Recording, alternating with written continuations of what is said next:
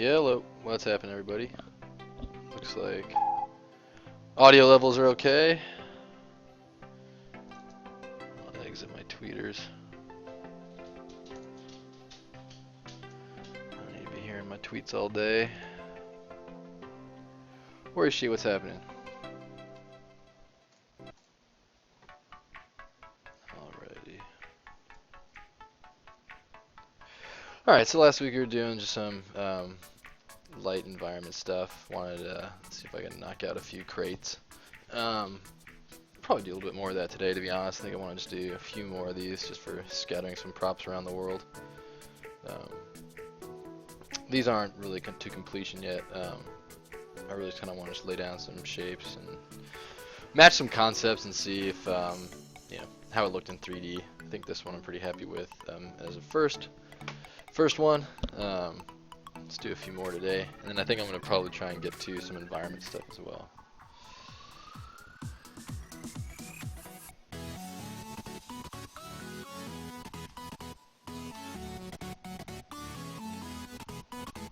Hi Jim, it's kind of like there's like a bunch of props that will be scattered in like the background and off scene and stuff. Like basically as we fill out the maps, there's going to be more just kind of set dressing and just filling out the environment a little bit basically.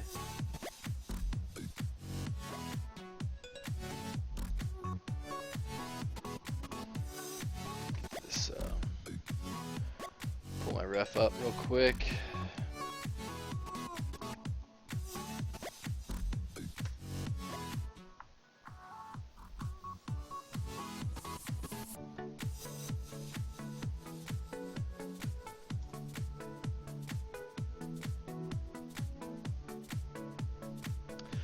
And yeah, Jim, we've got some new arenas in the works right now. Got new characters in the works, got new arenas in the works. Although I do think that these kind of tubs, I'll probably make a few of them and have them sort of scattered about. I think I like the idea of them just, you know, sort of matching the style of the disc and kind of being, you know, useful for kind of all over the levels.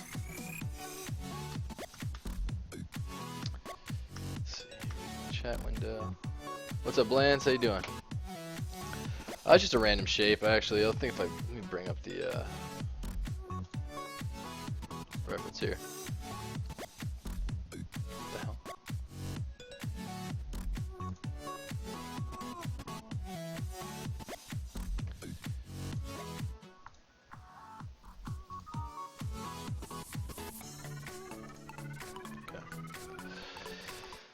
Alright, let's do texture, import,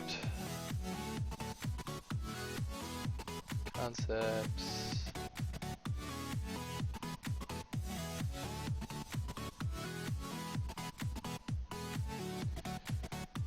where's the trunk? Disk trunks, it is.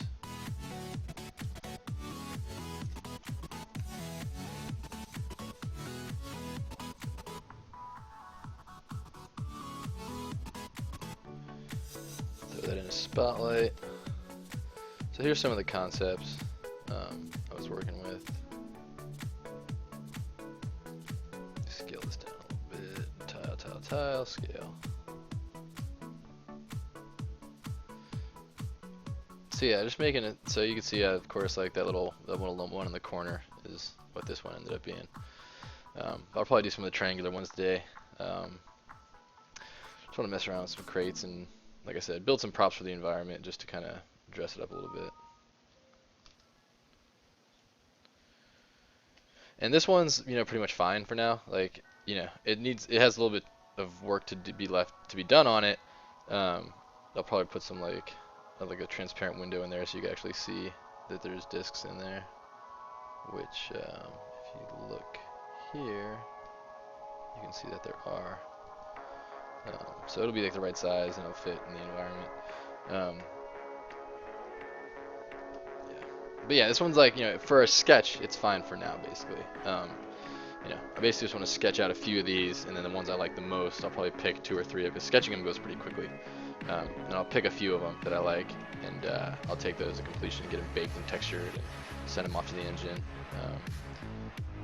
I keep telling myself I'm gonna, like, once I get things in engine, I'm gonna come back next week on my stream and show them off. But I tend to just do more sketching on the channel and less of the actual finished work, unfortunately.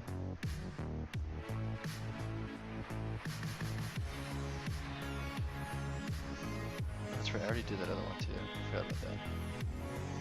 Did a couple of them.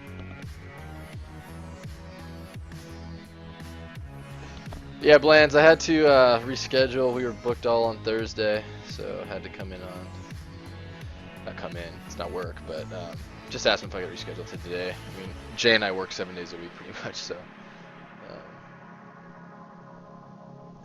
it is still a work day. Alright, so I'm going to clone this off. I'm going to clone just the discs. I actually forgot, I also did this one, which looks like I didn't finish. I think this was gonna be that one in the corners. Maybe I'll work on this one a little bit more. Because I guess this is what I did at the end of last stream. Yeah, it's definitely supposed to be that one. So maybe I'll work on this one a little bit.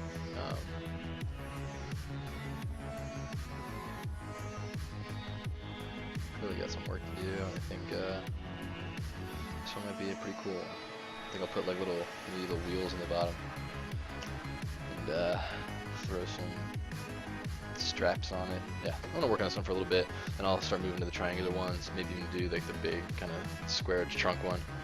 They're supposed to be kind of futuristic, but I still kind of like everything in our environment has a bit of like, you know, mechanical feel to it still, even though it's clearly, you know, future sort of prop. So yeah, you know, I don't think they're gonna be animated in games because they don't really serve a purpose in game. You know, the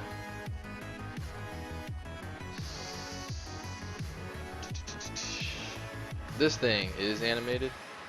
This is another thing I was working on last couple weeks in the stream, like that, just the center plate. I'm gonna give a little punch up to.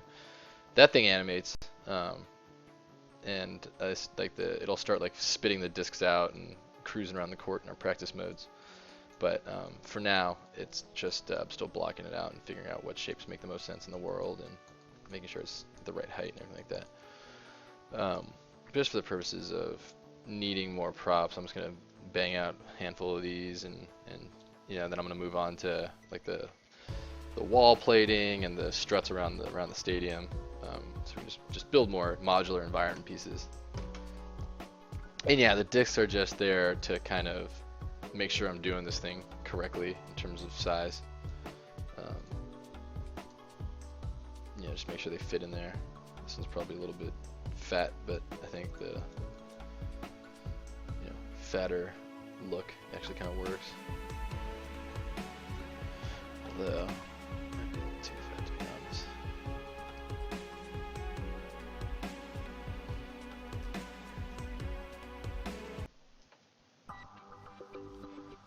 Transpose master real quick. T-pose mesh. I'll take all my visible meshes,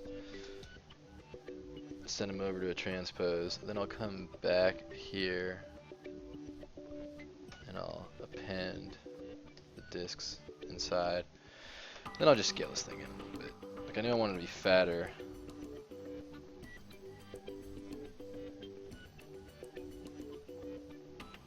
I think that's okay. It's a little bit closer to the concept. Still kind of more tall than sort of fat. I think I'm just fitting that to the disc. I think it matches a little bit better and matches the concept better.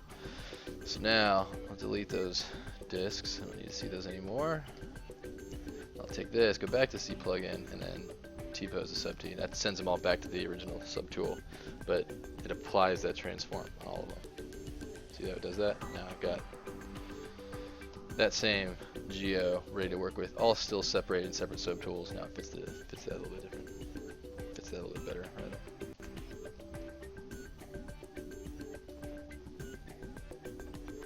I forgot these weren't joined.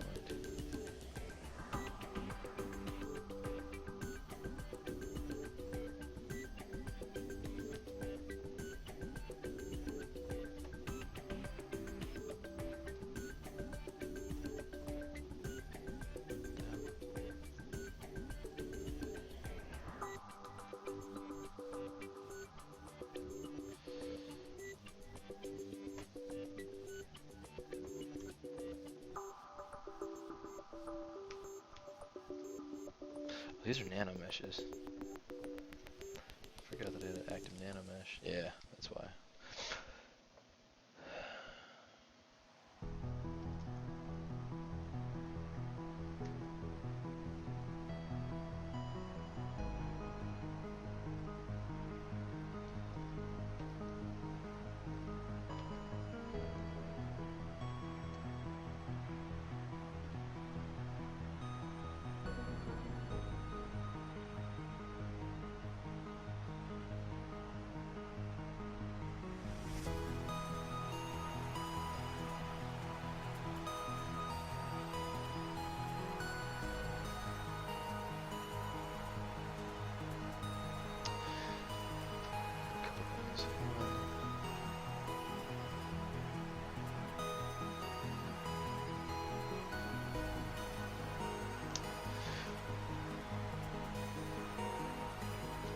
Thank you, Horsey, appreciate it. Right now I'm kind of curious that there's probably too much resolution here.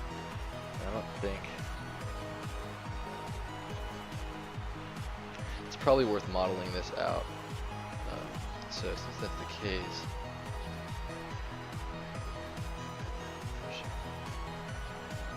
change the nano expression.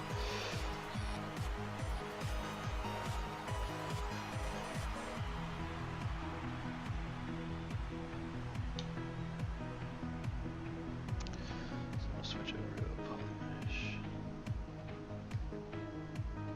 Cylinder 3D. Just gonna make it a more suitable bar. Any of those, it's gonna be like 8.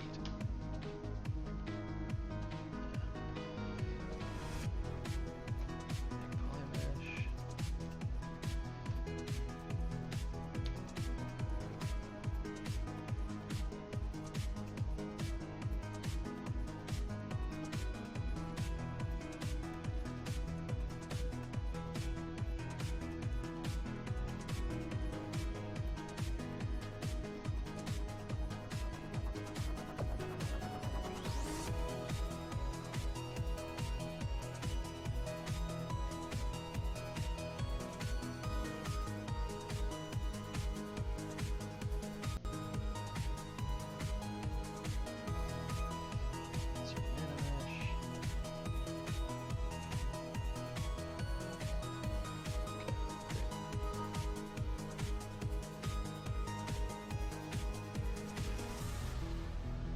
Shorter than I want, but it's probably easily solved. You know, I think also I don't need to double side it. I think we'll just make them tall enough. That'll be all I have to do.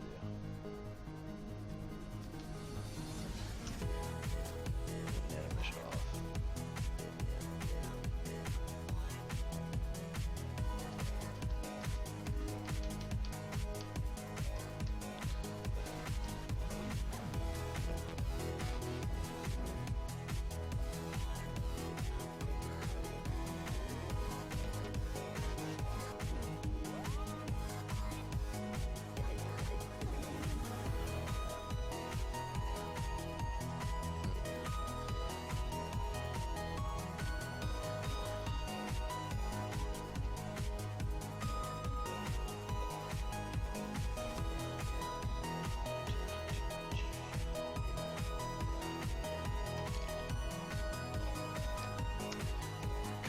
Proportions though, paste them here. That worked. Yeah, see, I just basically want to narrow these other ones down.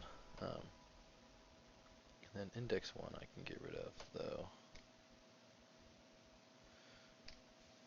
Delete 1. Now I'm back to this new nano mesh.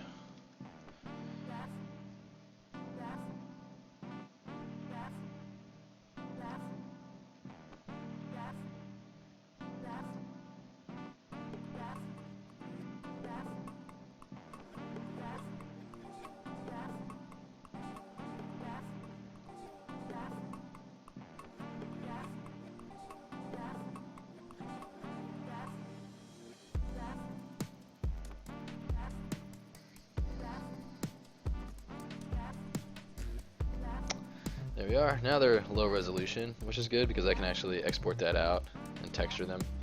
Those little bars there, and there'll probably be some kind of energy coursing through them. It'll be like a little kind of grid peeking into whatever. mechanics are behind it there. Transparent.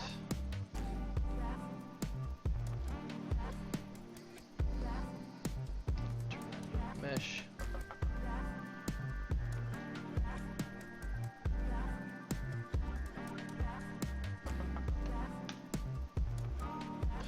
Oh, come on. I think I just gotta crash there. Alright, as I'm saving.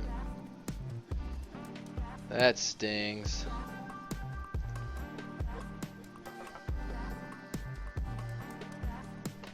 Hopefully it is able to just save that. Yeah, I think that's what I think, Horsey. I think it's gonna be like the bars are sort of coursing energy or kind of emissive in some way, and then it'll be like a window to where the discs are. That's what I'm thinking right now. Where's the recovered Z tool? That might be all I need. The last project did not recover. Oh, maybe. I think that might have been it. Let's try that.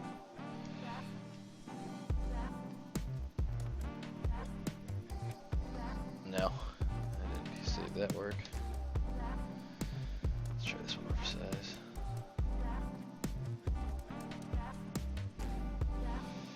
This one did. Alright, cool. Still got it.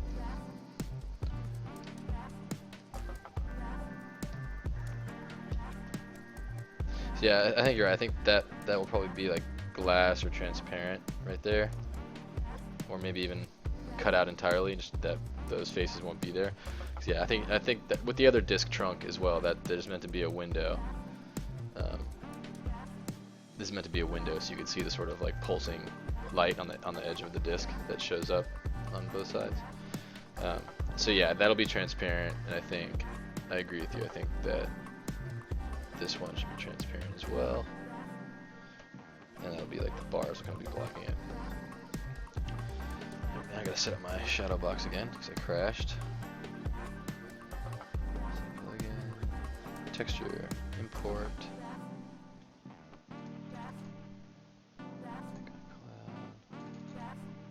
Map changers, ref, concepts, disk trunks. There we are. Boop. Shadow box, opacity, scale.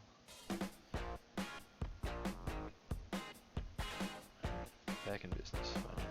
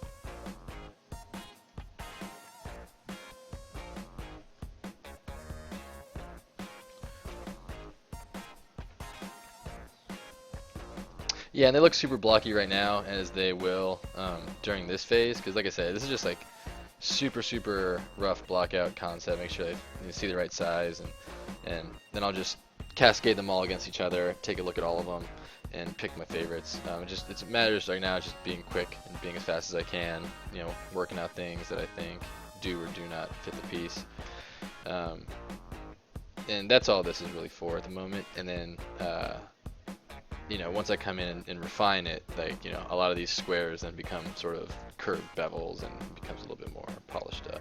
Right now it's just about feeling out shapes and trying to get an idea of what's busted and what's not. And I want to move just as quickly as possible, which can be, it's easy to just kind of stare at this stuff all day and start slowing down and just kind of guilty of just, I could stare at like simple geometric shapes all day, and it's not very productive.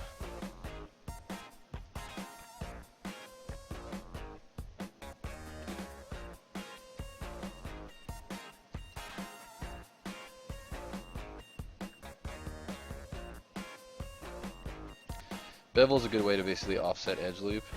If you're familiar with Maya, there's an offset edge loop command that basically, like, you select an edge and it puts new edge loops around it. Beveling a flat surface is similar, so it doesn't actually curve it at all. It just lets you offset an edge as you see fit, and that's kind of exactly what I want here. I can flip into Y symmetry, radial count with maybe 12.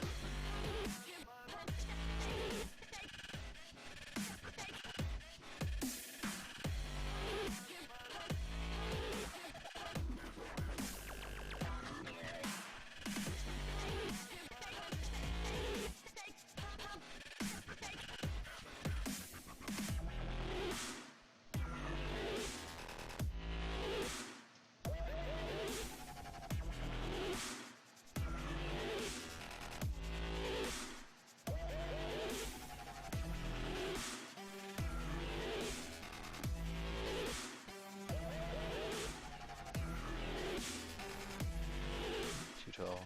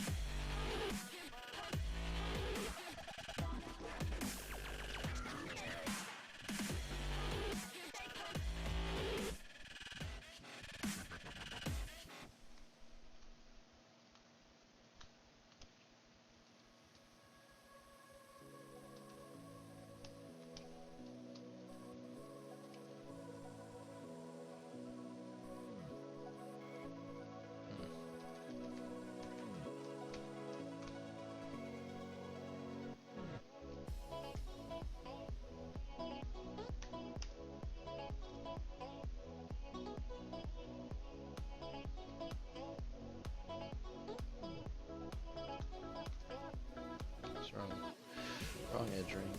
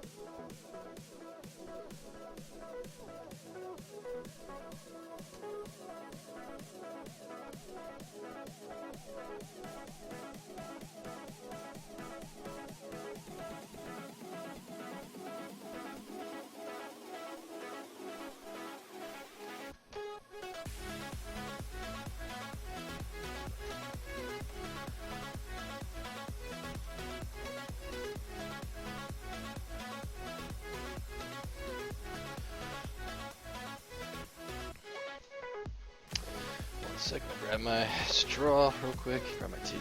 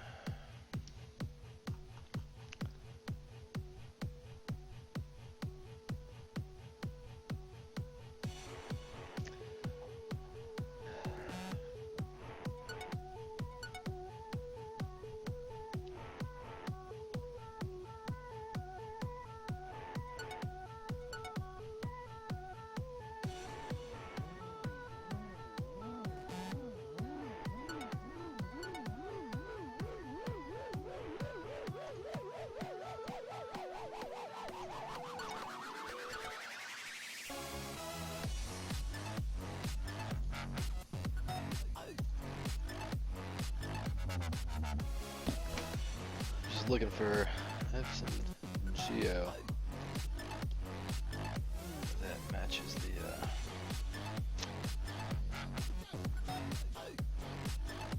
symbol of the game.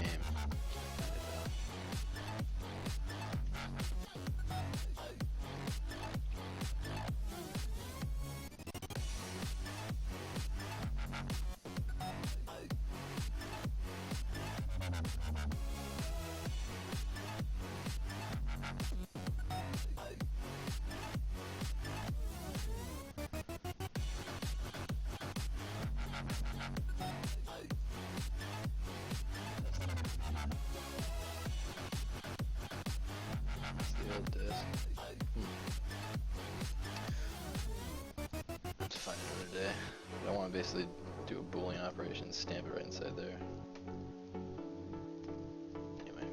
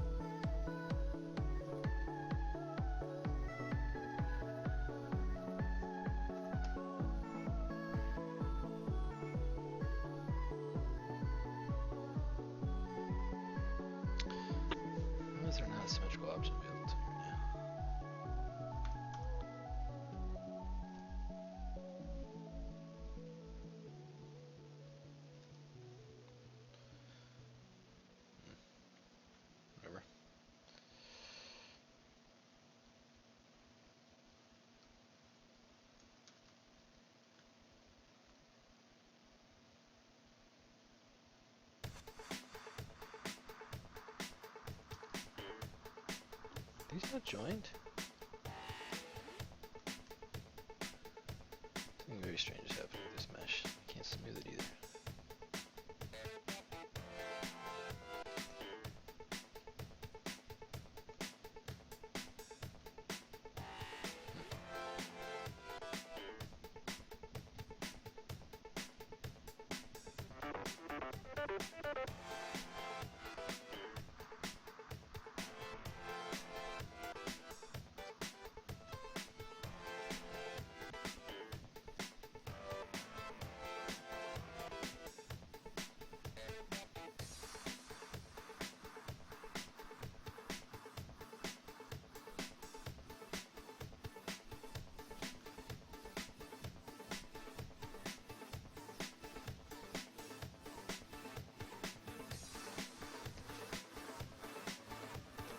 So strange.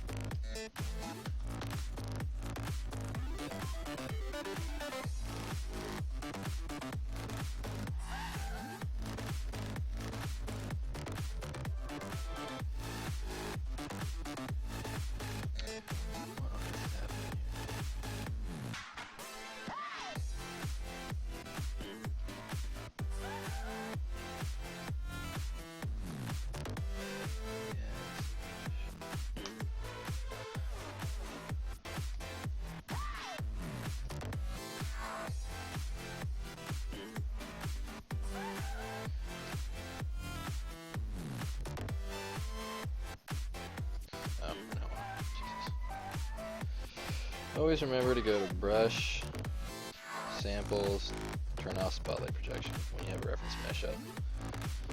God, I was wondering what the hell's going on there.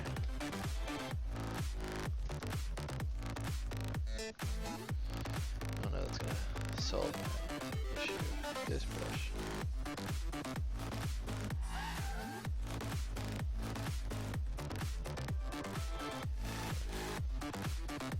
Still, for some reason, can't solve that at all.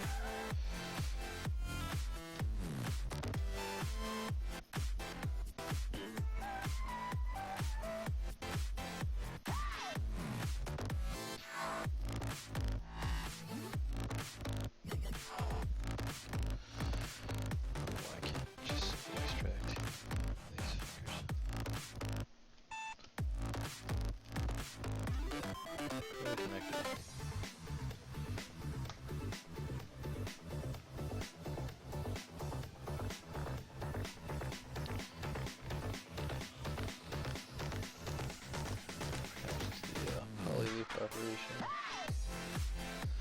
And just mark off things I want.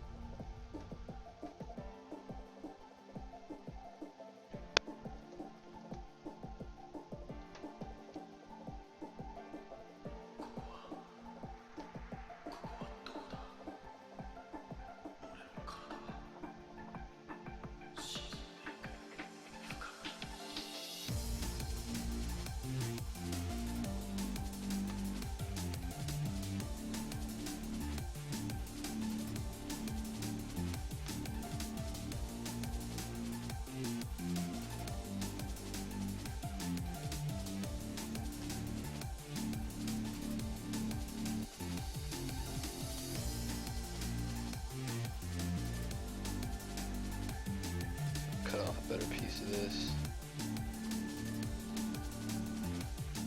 I like the shape. I don't like that particular piece of geometry.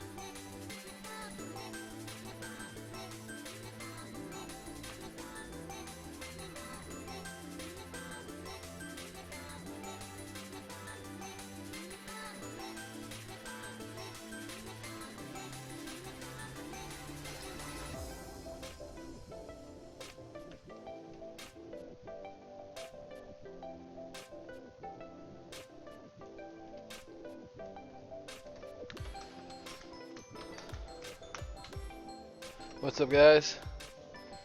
Tanuki Art, Ginger, how you doing? Welcome.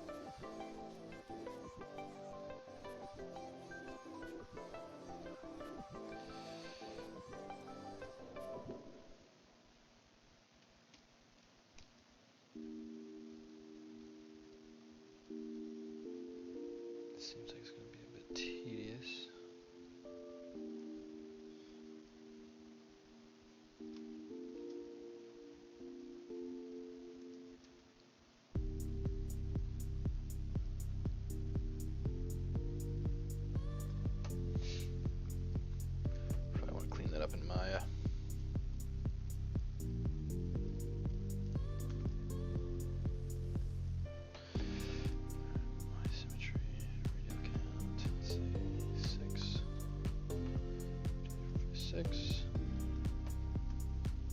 Bridge.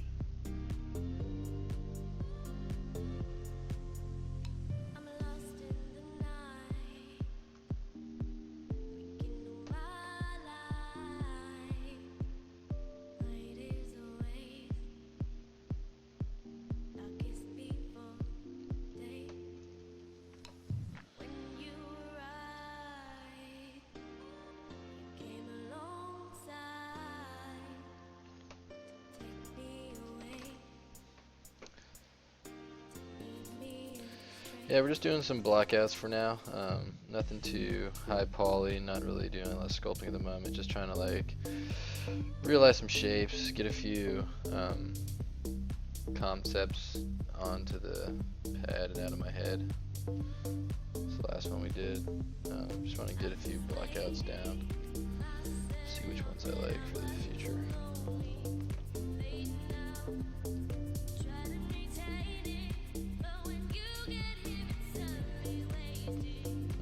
So like things like this, you know, this geo's a little bit messed up here, but that's not the end of the world because I'm not basically committing it. I'm just kind of, you know, seeing what shapes I like, and then when I go to the final pass, I'll be a little bit more refined how I tidy this up.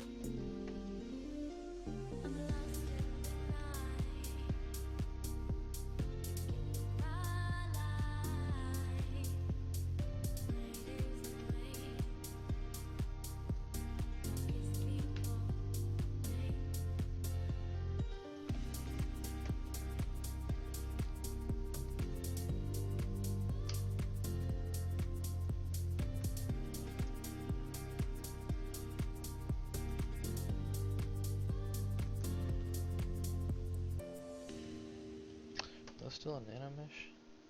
Another layer, what's that?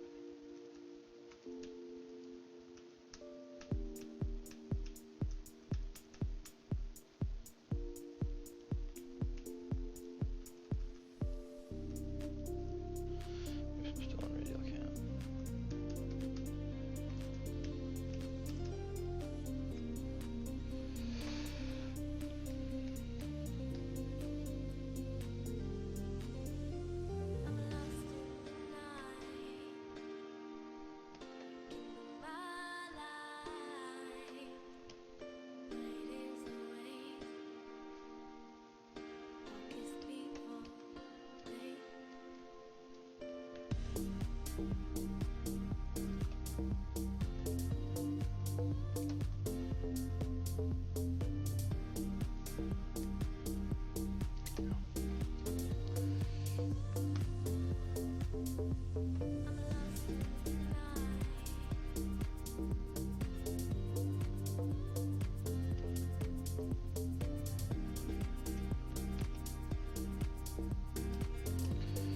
Clip curve, I can straighten those verts back out.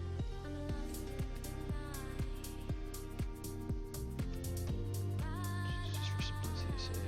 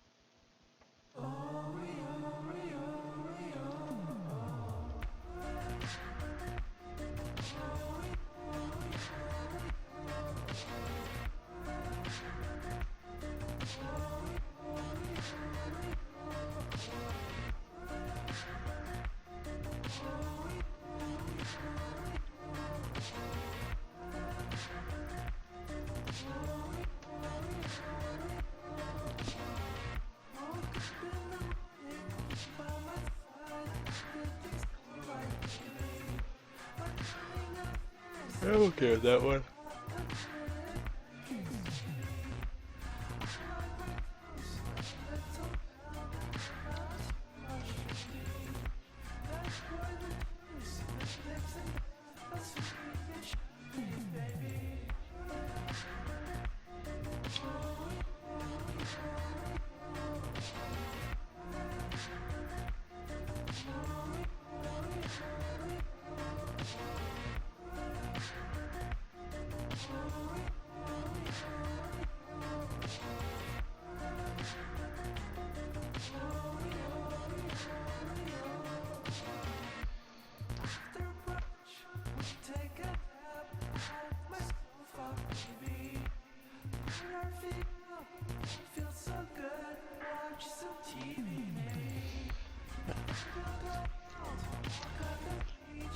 Does it change up once you hit higher poly as a Z modeler? Like, yeah, so what I do, turn this back on.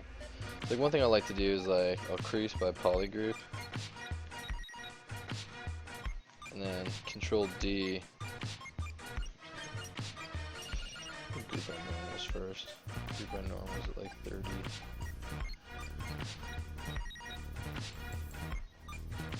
Just grouped all my bevels up. Then increase by poly group. As you can see, like, it basically just you can preview what the high res is gonna look like. So that's what I'm doing there. And as I add more subdivision levels, it gets pretty clean. And I can come in and sort of like just buff out any areas that need some attention, as well as like bevel areas as I need. For now though, yeah, just keeping it pretty low resolution, just so I can, for the purposes of just like keeping an eye on just the shape and the silhouette. Like, I just want to basically make sure, like, if it, from a distance, you kind of has a little bit of complexity, and you know, it sort of just reads with a little bit of interest from afar. Yeah, so I think that looks pretty solid. And then then I'll come back through, and when I'm working on the high poly, I'll do a little bit more, you know, curving and, like, you know, just a little bit more paneling, sort of like traditional hard surface stuff. But for now, I just want to kind of crank a few of these out and see if I can't find some good props to sort of store in the environment.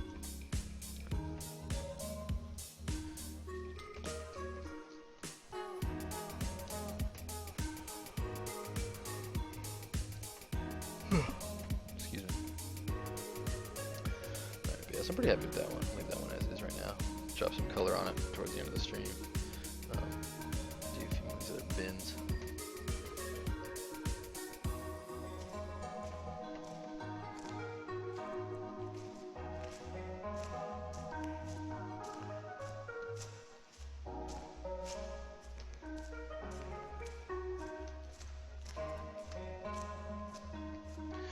Also save while I'm at it.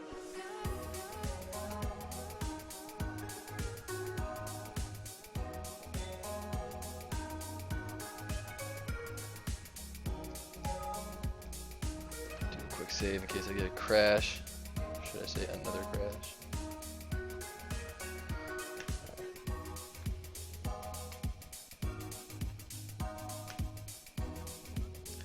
So I just like to duplicate it off and then just grab one of these things out of here. I think for that shape, it's 1, 2, 3, 4, 5, 6. 6-sided. I'll probably want to maintain that part of it as well. Let's do a cube.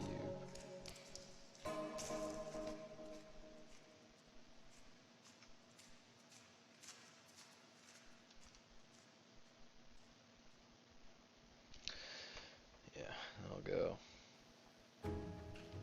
That'll be good. That'll work nice.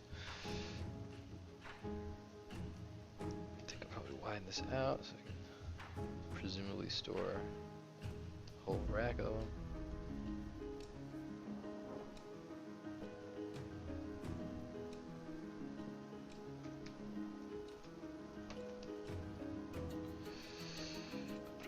Select rectangle. Let's lose that one.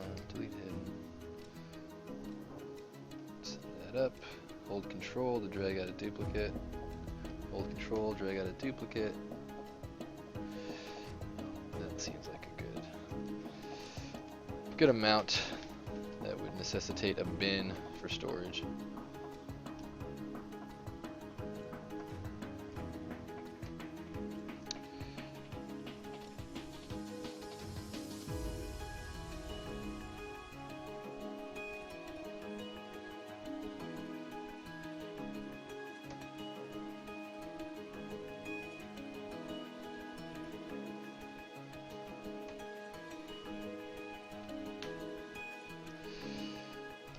Mesh, mesh center, center on the universe. Let's see here. Mesh center, center on the origin rather, and then now it's in the world origin. Know that my mesh is centered, as are the disks. I'll have this correct symmetry.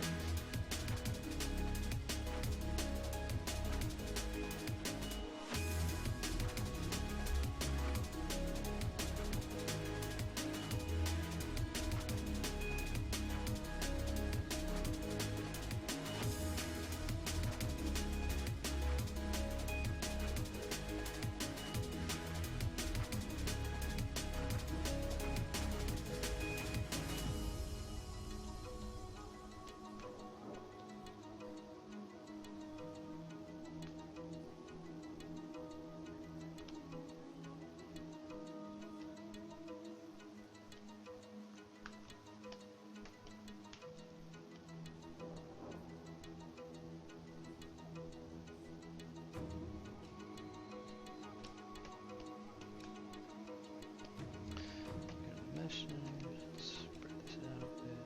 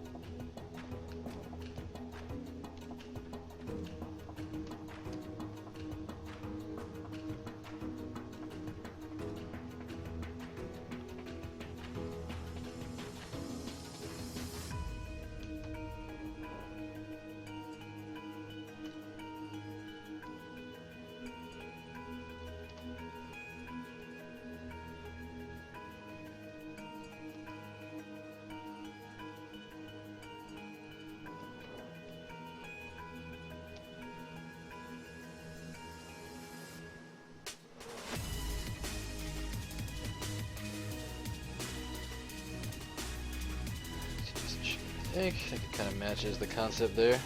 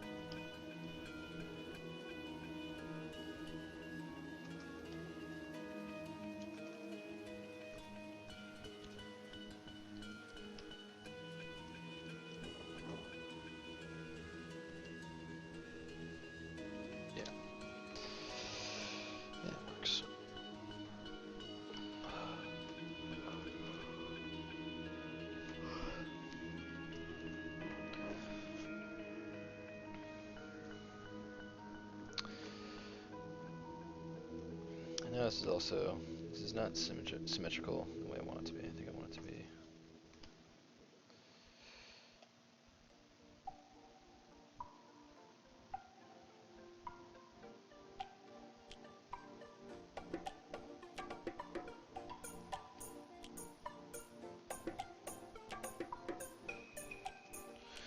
Because they're both on the world origin, you know, staying relative to the world origin helps a lot. So now my x-axis is correctly symmetrical. Which is where I want to be symmetrical, it's right here. Great.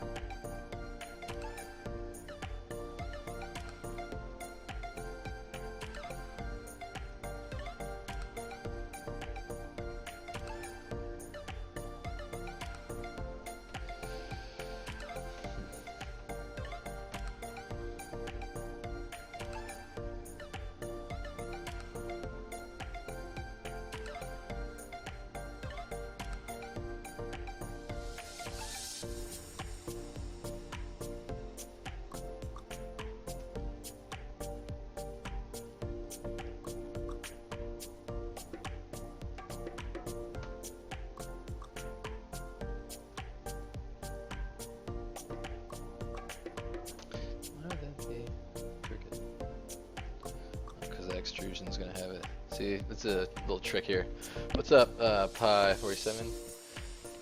If you extrude with geometry, it's base geometry, that's like that, you're going to get kind of crooked details. You got to be careful to extrude. Try to stay, you know, with reasonable geo when you extrude. I think what I'll probably do is extrude it that way.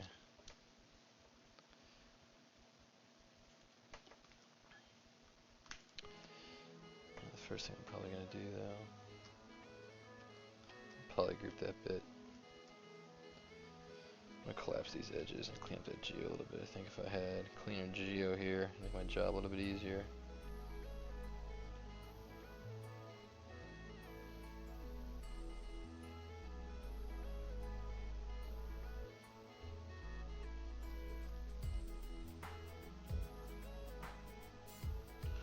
Just doing some collapsed edges around the corner here.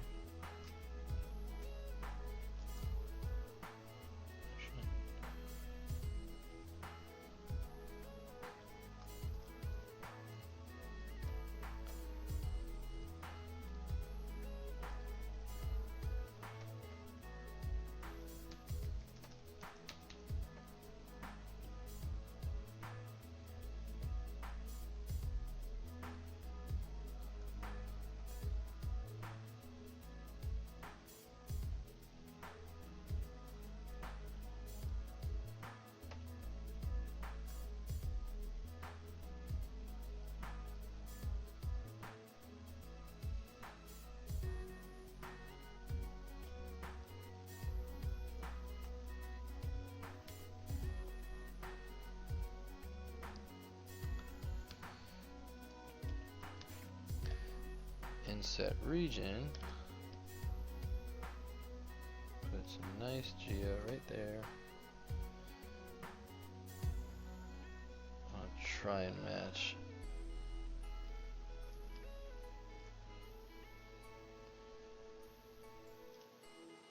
You can see it's not perfectly straight, but it's not going to be a big deal. Grab that geo, straighten it out, clip.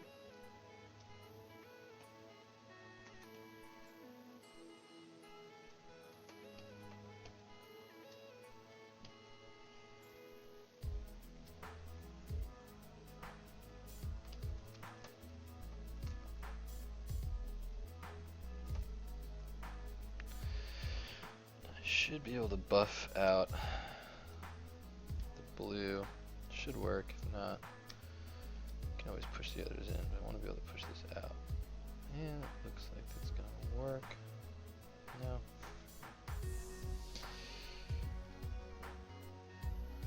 It's just gonna struggle with that part of the operation.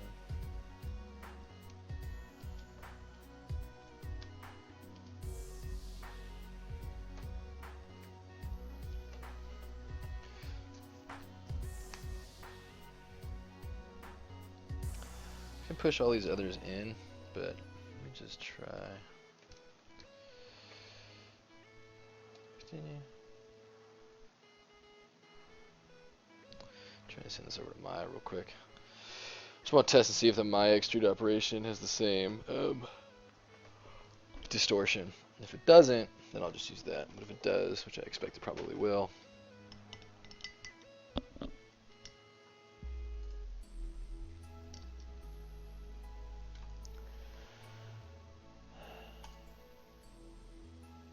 not going to the right Maya. I could have sworn I set all this up already.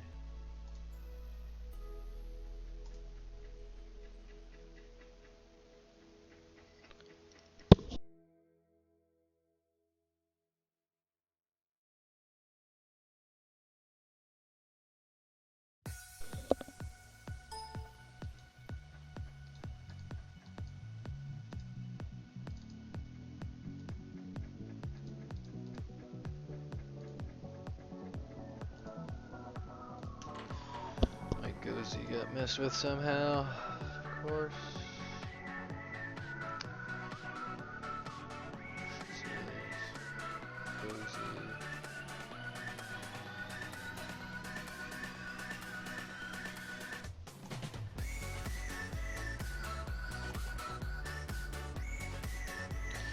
Here's a nice little intro on how to install Gozy. Here's Gozy gets screwed. I actually use it quite a lot. I haven't been using it so much lately, but I usually flip back and forth pretty quickly.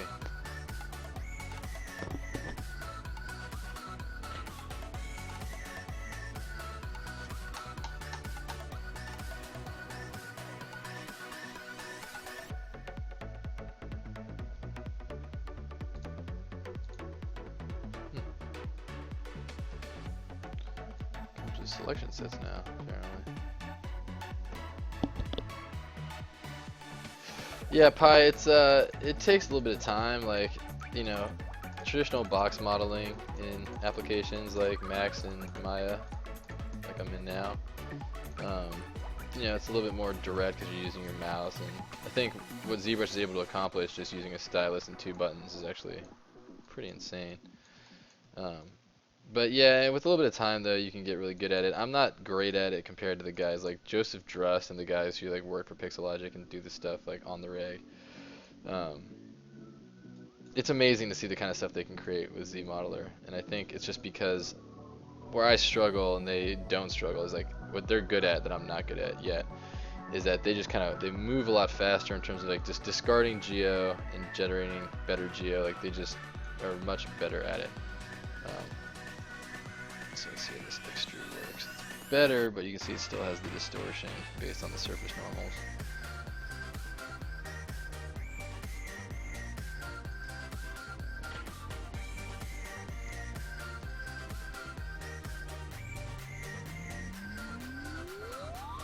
I think it's just the geometry. When you try to extrude of that, you're just gonna have trouble. I did better, I think.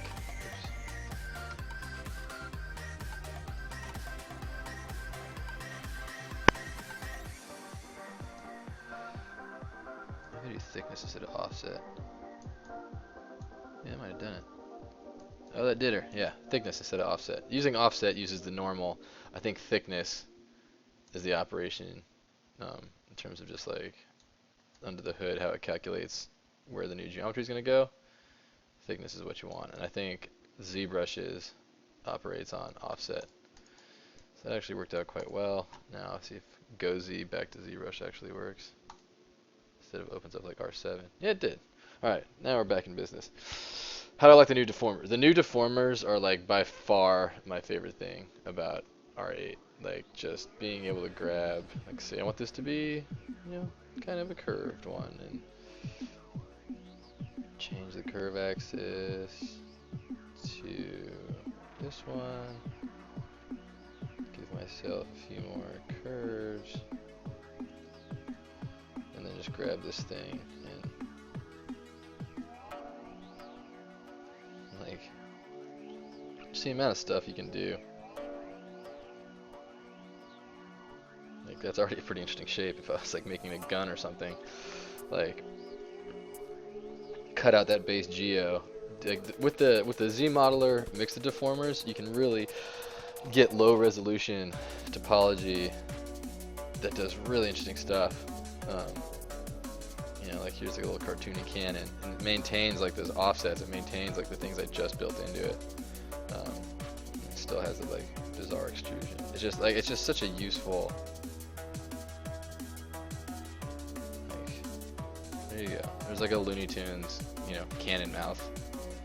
Yeah, it's like already starting to kind of have some interest there, and it's all, you know, it's all polished, low resolution geometry, so you're not getting bogged down with too many polygons. You know, Good Love like, turn that into a little blaster, like a little cartoon blaster or cannon mouth, and you know, away you go. There's just so much cool stuff you can do with the deformers. Like they're my favorite thing. I think it's the biggest game changer in terms of adding new features.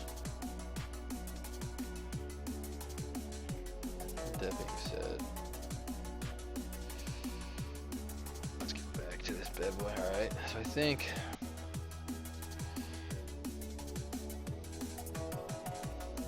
glance at this, it just seems like this is too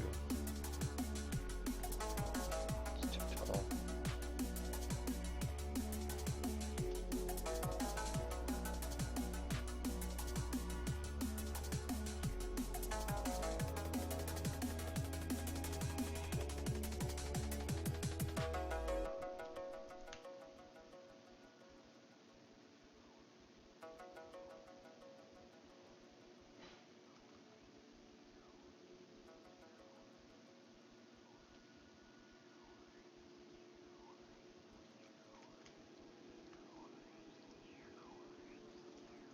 It's much more like the concept.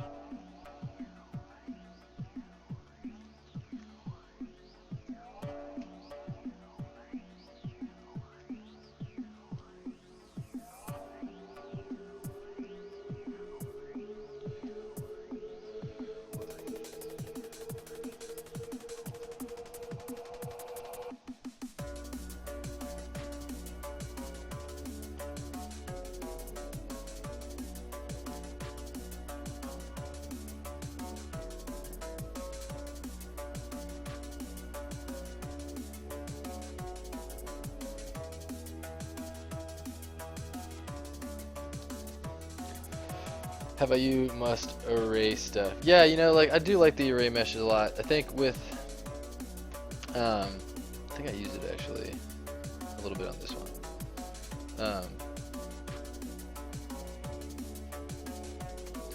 Like just things like, you know, it's simple obviously because I'm still just doing blockout stuff, but occasionally like I'll do like little bolts like right here, and just little pieces of geo that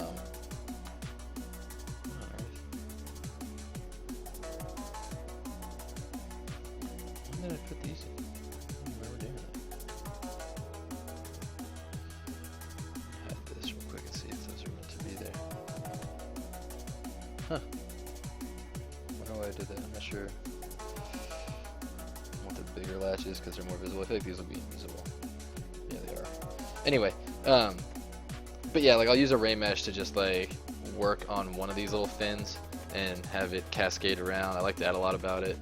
And then working in between, working together with array mesh and nano mesh is pretty fast too. So like I got these little bars and stuff that I'll nano mesh in, and it's just helpful to work on one thing, and especially when you're doing like these blockouts. I'm just trying to like again, like just for those of you who just joined us, like I'm just trying to like get to the point where it's like, okay, I got an idea of what the thing's gonna look like in silhouette.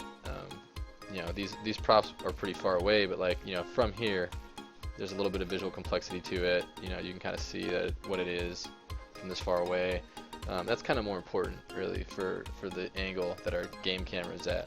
Like that's a good example too. Like this thing's just, you know, it'll read pretty clear what kind of shape it is, and put some of the grooves in there and the handles and stuff, and it'll be pretty clear what it is.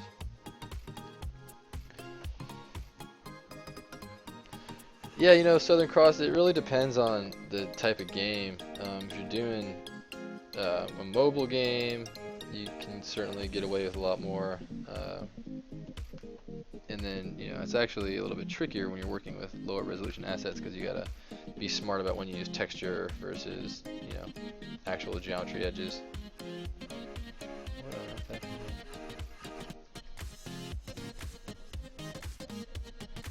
Oh, I brought it down.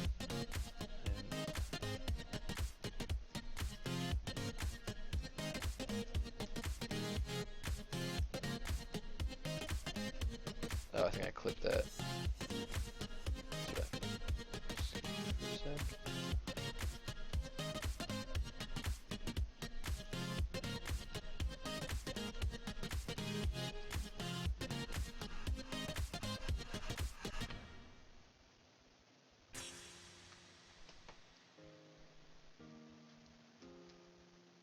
Always double check the whole mesh, because I did that operation and actually made a mistake there.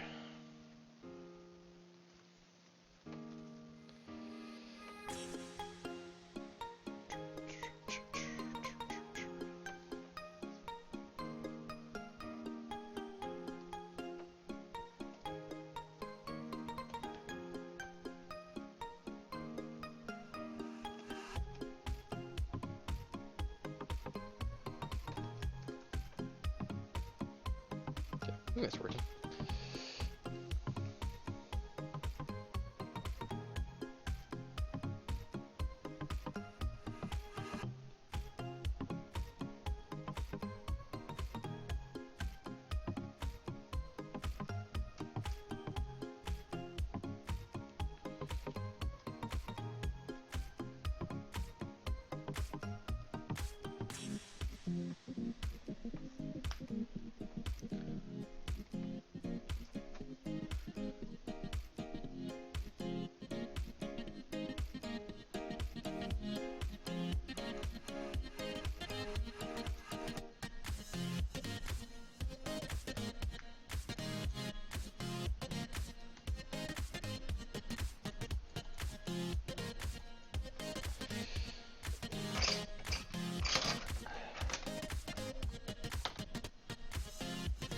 Fancy graphics can't make up for bad gameplay. Well, that is the truth.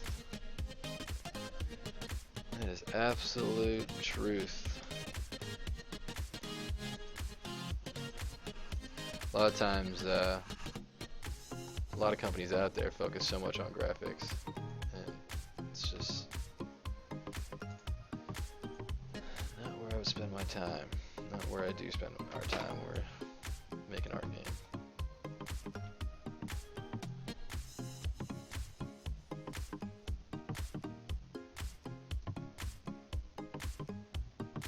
Just throw a pretty heavy bevel there because I want to sort of cut into. There's gonna be like a grip built into that. Send it on back.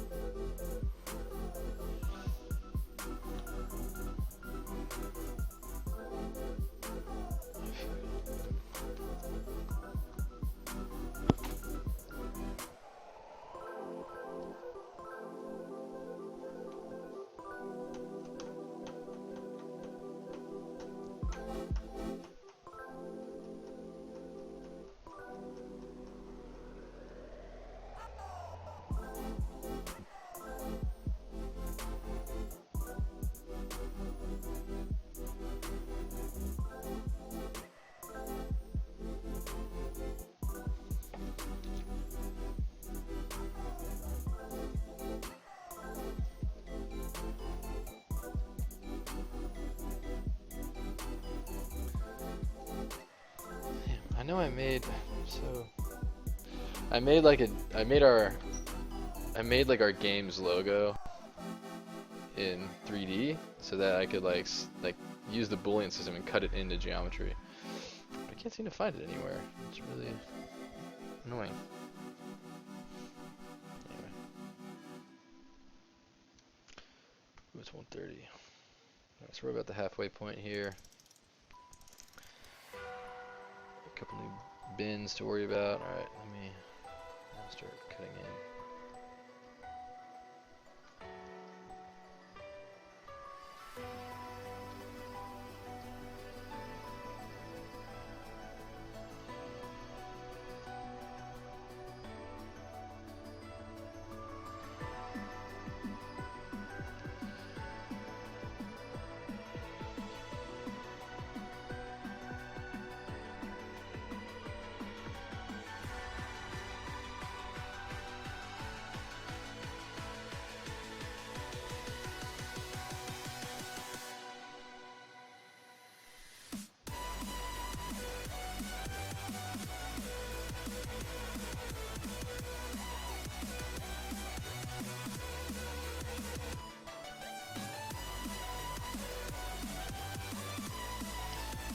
Slice is probably better here because then I can not deal with that triangular geo down below. So do a slice curve there, there.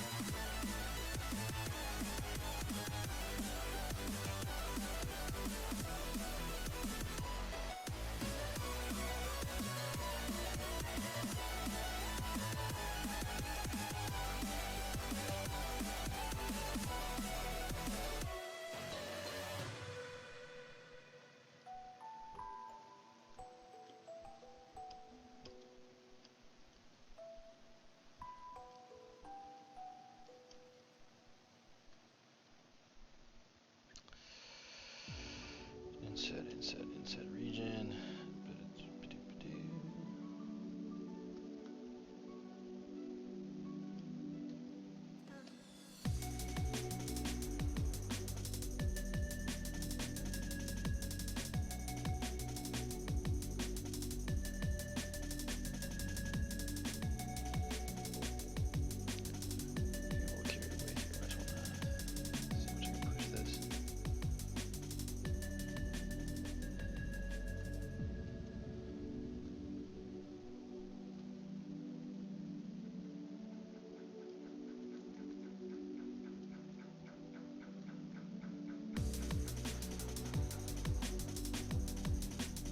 Yeah, Southern Cross, this is ZBrush. This is the Pixelogic ZBrush channel. People who make this software, this is their official channel.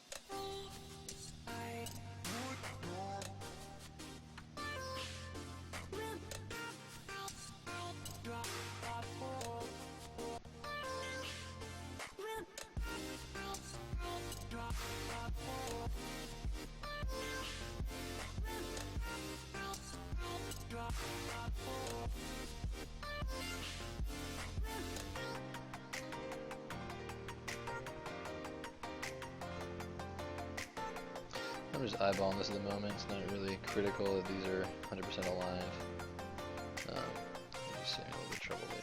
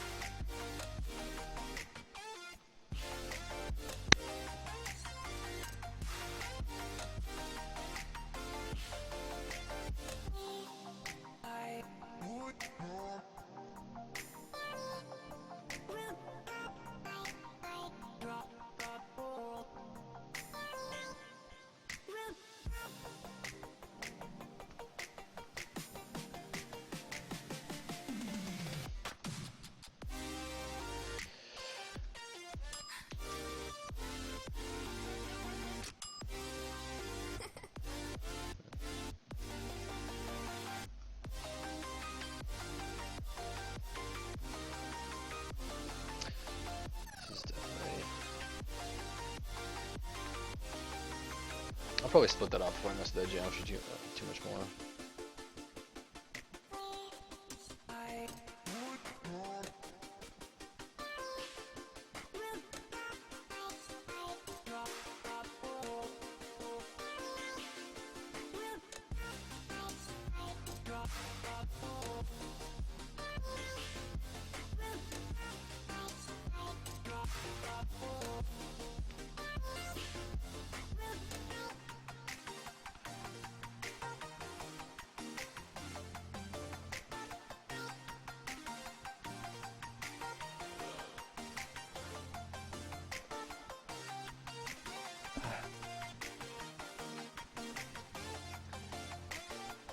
What's up, T Marshall?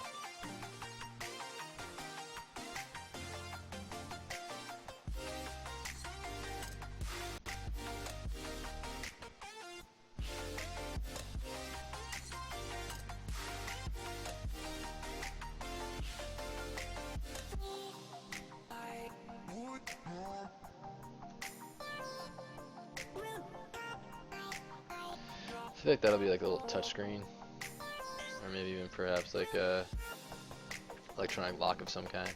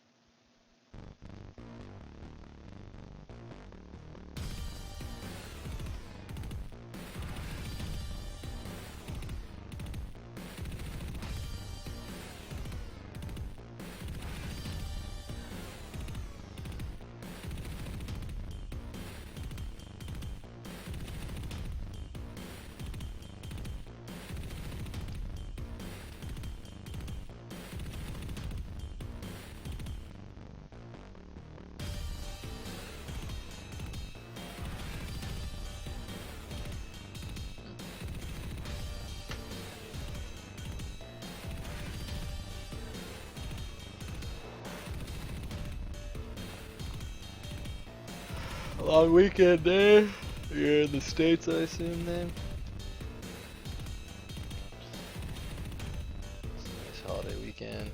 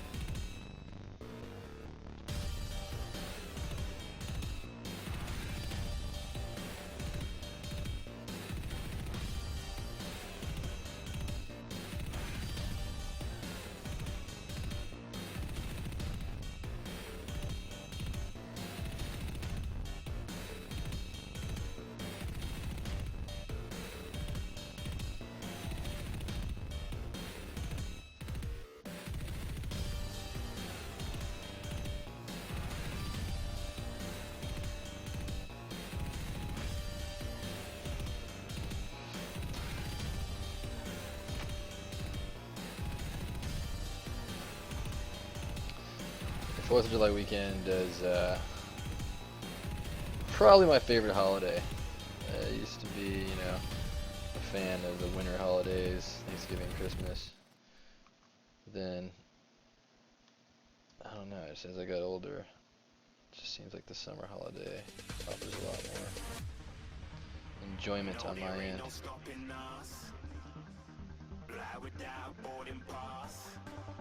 Couldn't catch me, I be moving fast. Call me a shooting star. Let's do some things. Let 'em know who you are. Flying up in a bar. Wish on a star. Time to show 'em who's in charge. Call me a shooting star.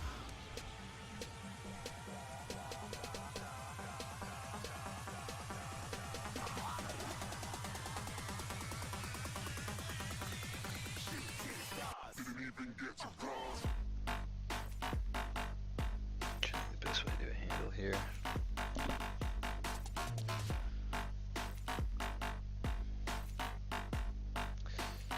You know, a good way to do a handle, let's try, it's actually kind of a method I'm toying with more lately. It's not super refined, but I'm okay with it, so let's see if it works. I said I'm moving too far. Get to glass.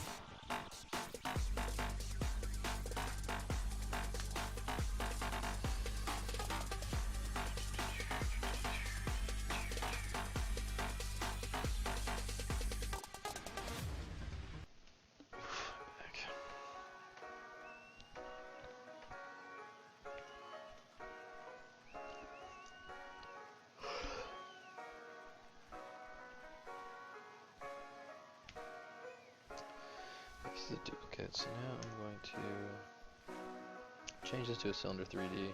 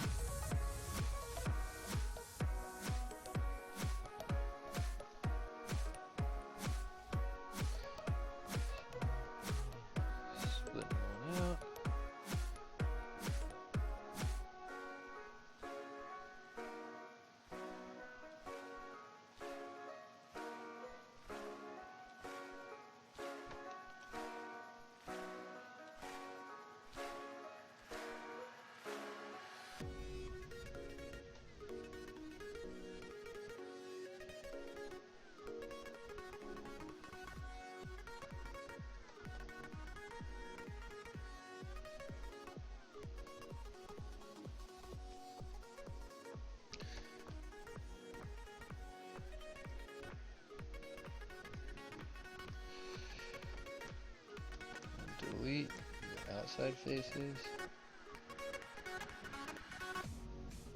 and just bridge them all together.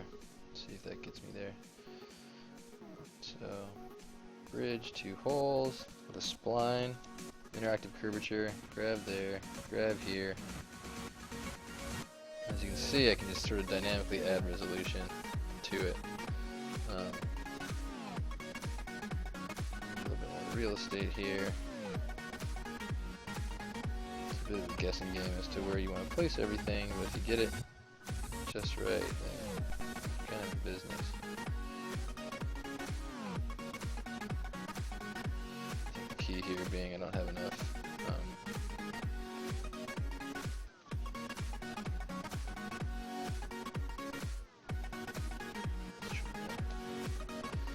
I think maybe also a circle would bend more correctly.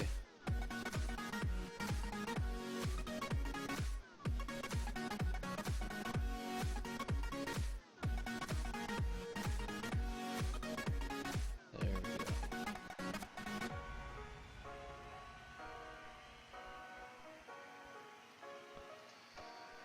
So that kind of worked out pretty nice.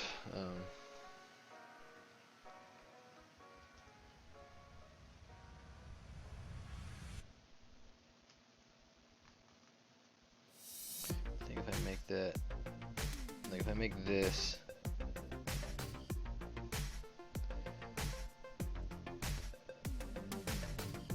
exactly 45 degrees,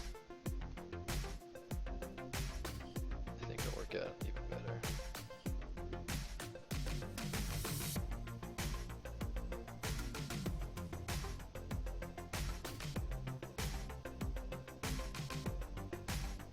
Yeah, that worked out real nice. But keeping that 45 degrees basically ends up being a symmetrical operation.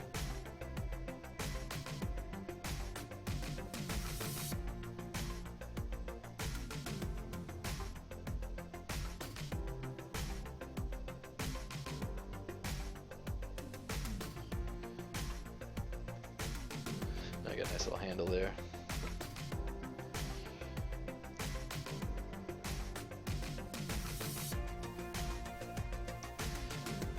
all with minimal geo, so that I can toy with these shapes more.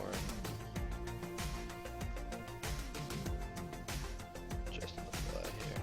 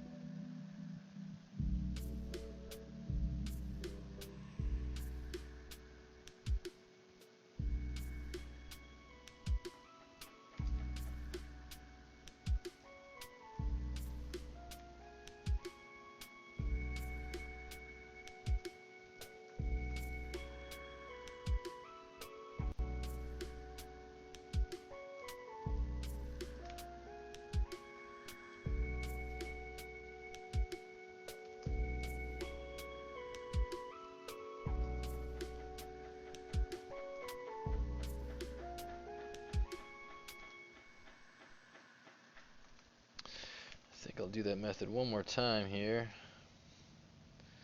Delete polygroup flat. Polygroup flat and polygroup. I'll just get, there we go. I'll get rid of that right away. I'll do that method one more time to get myself a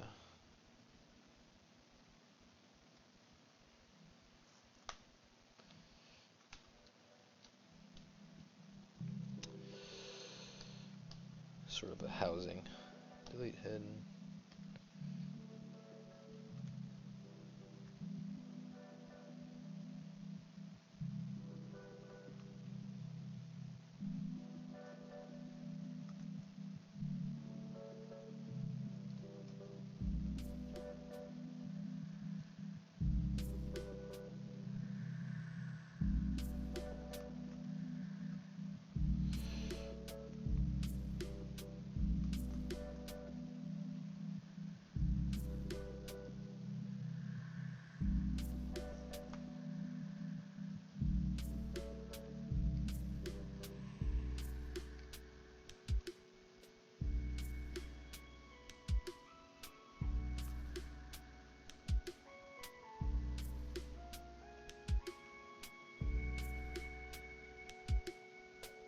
Where's that going? Local symmetry? Oh, guess so.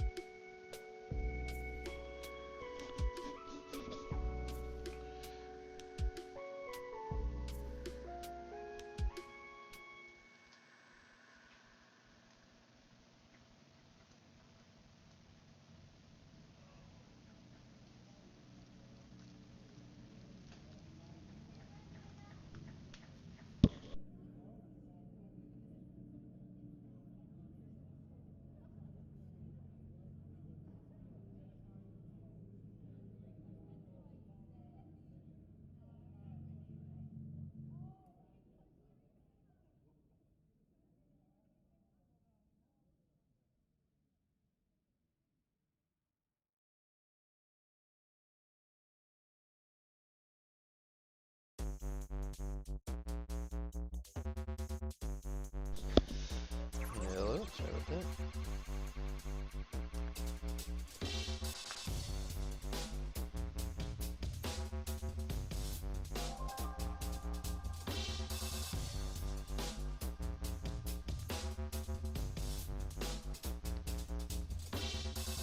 I already deleted that side, so if you want to fix that, you can just go close, concave hole, give that a tap, and that gives you a circle back. This is the side I want. Merge that down. Close these holes.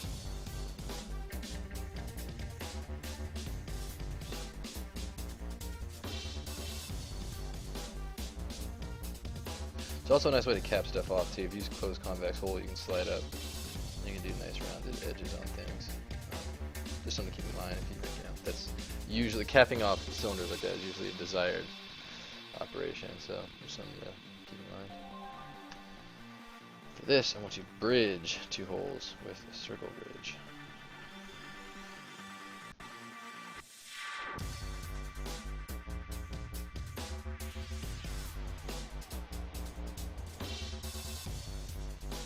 There we go.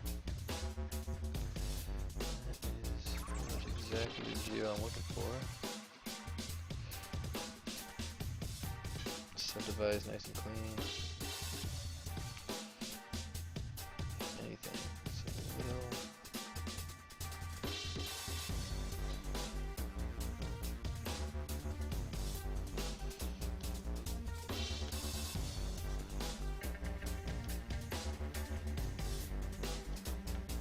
It's a little wide.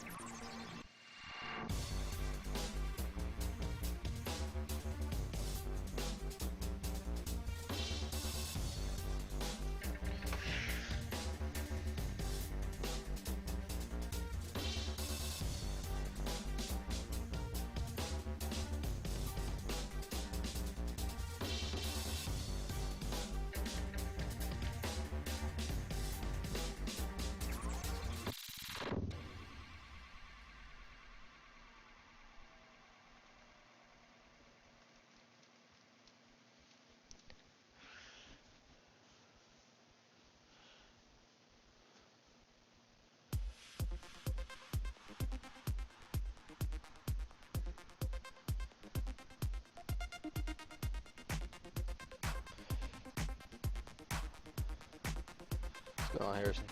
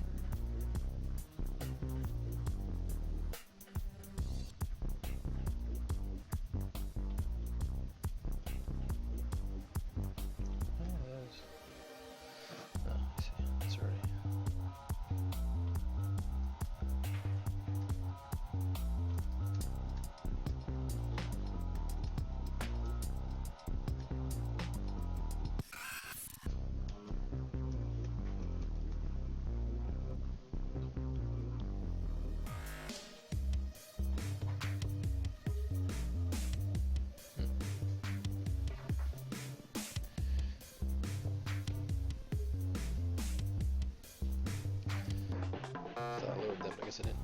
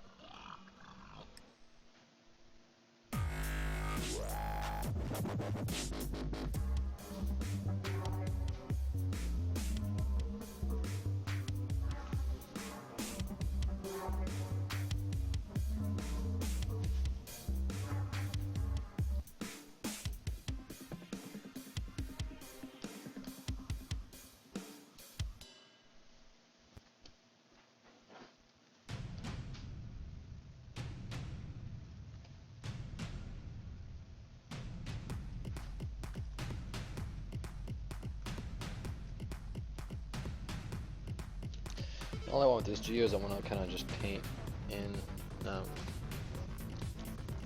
some kind of want to just kind of paint a kind of a housing, so to speak, for this.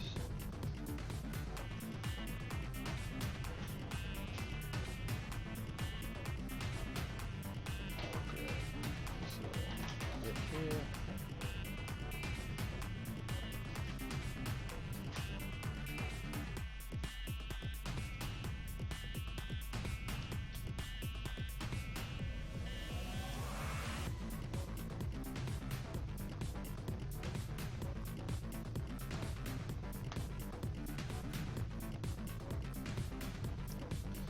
Close convex hole.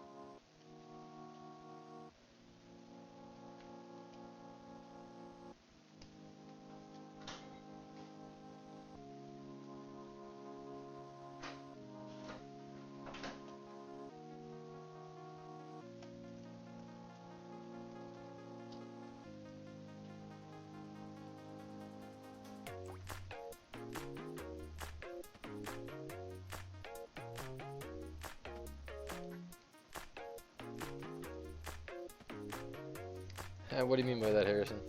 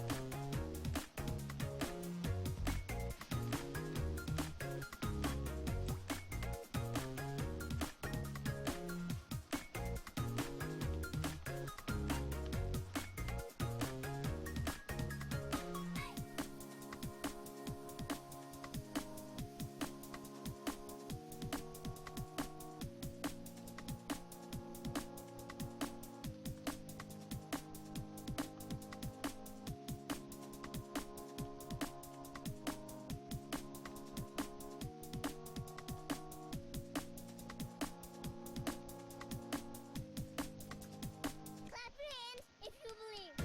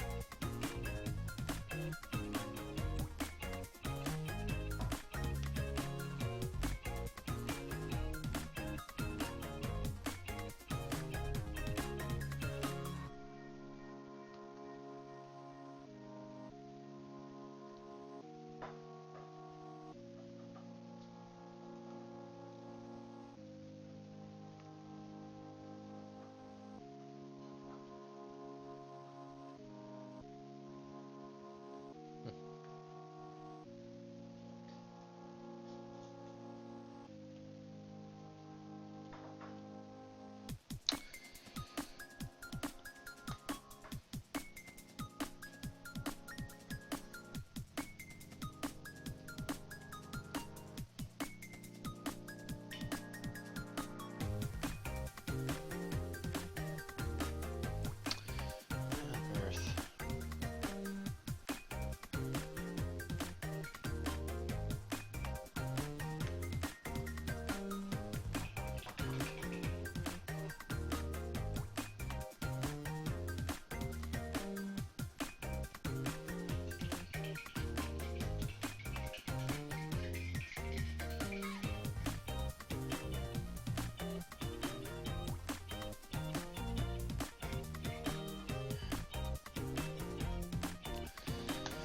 Better say something's going on with this geo.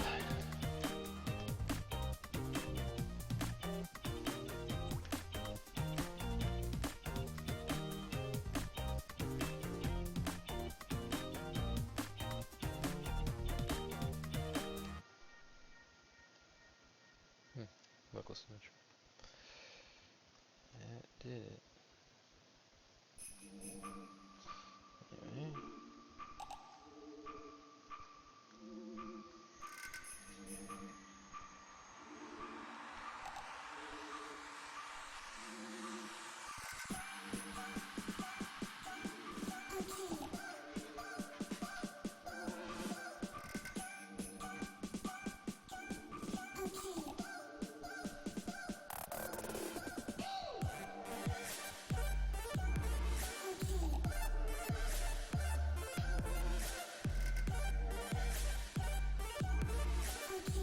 What's up, Vertigo? How you doing?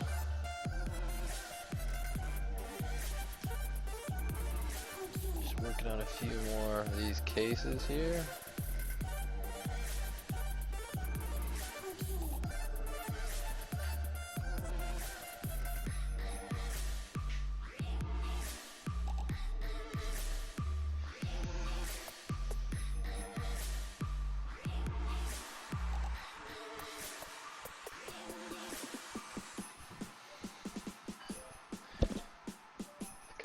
pretty good. It's already 2. Got a couple cases made. Make a handful of these, scatter them around to the map, and be done with some of the props.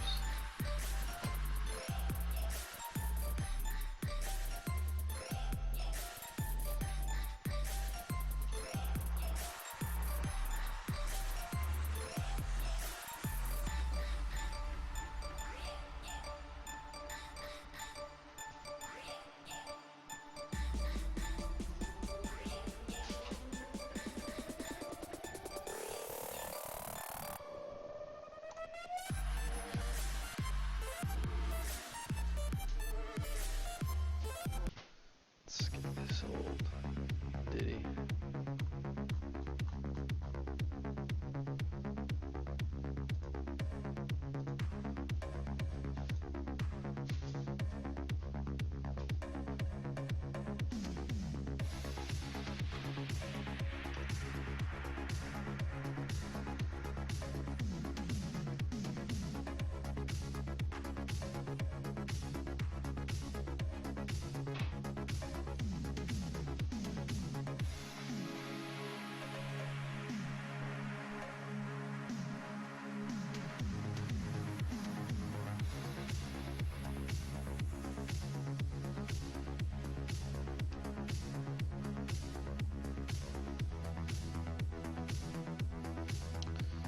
What's going on here?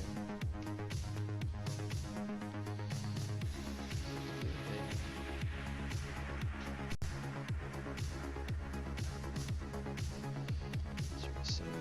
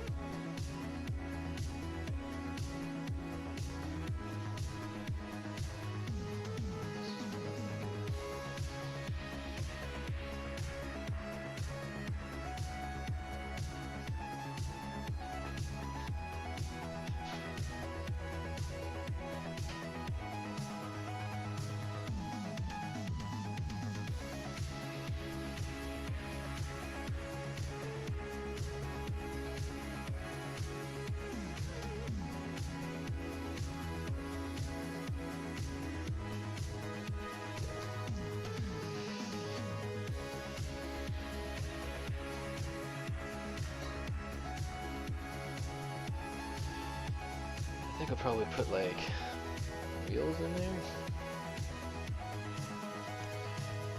So that you could pick it up from this handle or that handle. Either way, and then probably just have to have wheels. Maybe I'll boolean in some just like wheels right on the, like some wheelhouses right down inside here. That'd be kind of cool.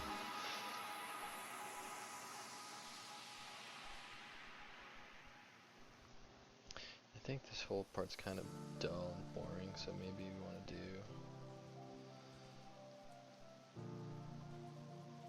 a bit of a better shape for like right here perhaps.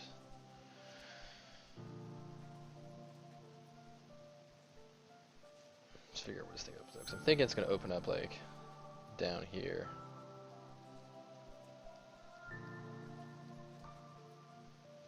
So I think there's probably got to be clasps. That's what I'll do. I'll do like, I'll just start sketching, but I think maybe like right around here, clasps sort of come down, and then like this is a touchpad to like unlock the thing. If you unlock it, oh, you know what? This doesn't really make sense as a symmetrical prop. Like, it would have to open from one side. Like there'd have to be a front and back, because like, you know, this would like pop open from here, and then this whole part would like swing out. So I think the thing to do is to probably remove this geo from back here on this side, and presumably that'd be where you'd have like a big long sort of cylinder, I guess, and it would just sort of like roll and snap in. Split open from the middle is not a bad call either. I'm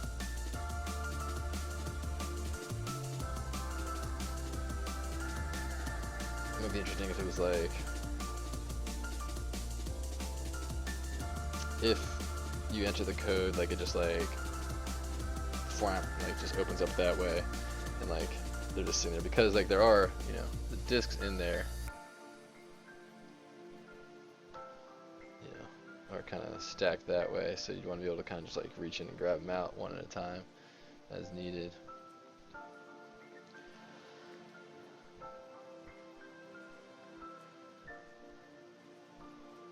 Yeah, I still think that, I mean, part of me is just like,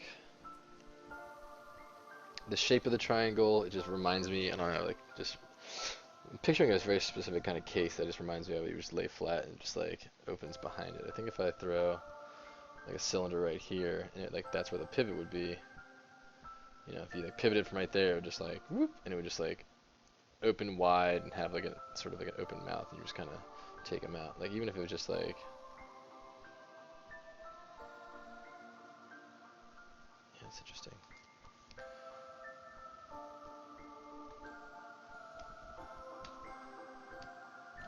I'm gonna say before I do this, 'cause I want to just experiment real quickly. One thing I like about ZBrush is you can just sort of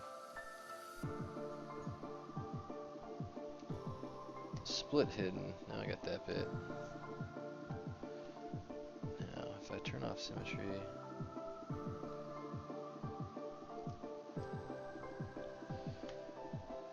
put on double, turn on the disk, that kind of works okay. I think even if it like hit the ground, it would be sitting like that, which looks okay.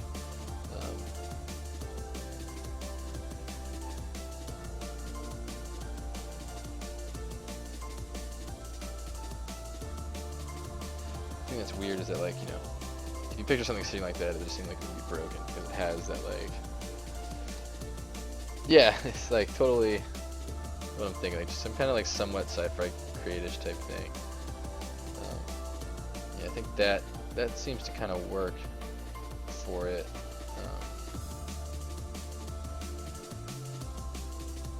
Yeah, if anything, I'd like to maybe.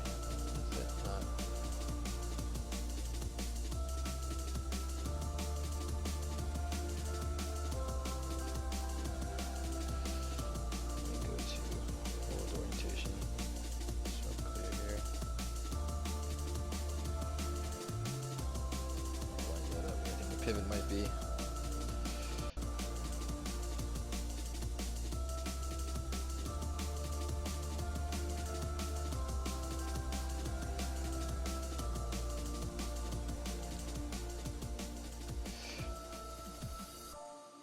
Like, I'm just thinking more future-y, like if this panel, you know, if it was there, that angle maybe like stands up straight, and like this part has a bendy to it as well, so it's like whoosh, and it would just kind of like have almost like two joints for the individual panels.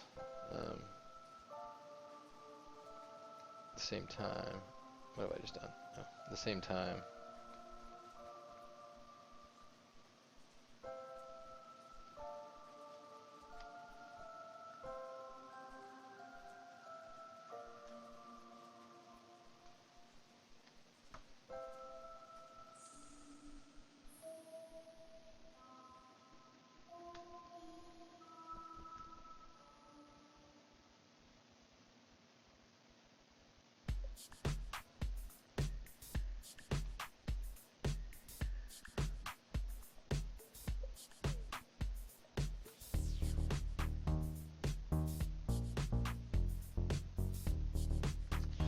yeah, it's curious. Sometimes it's good just to kind of toy around with these different shapes here.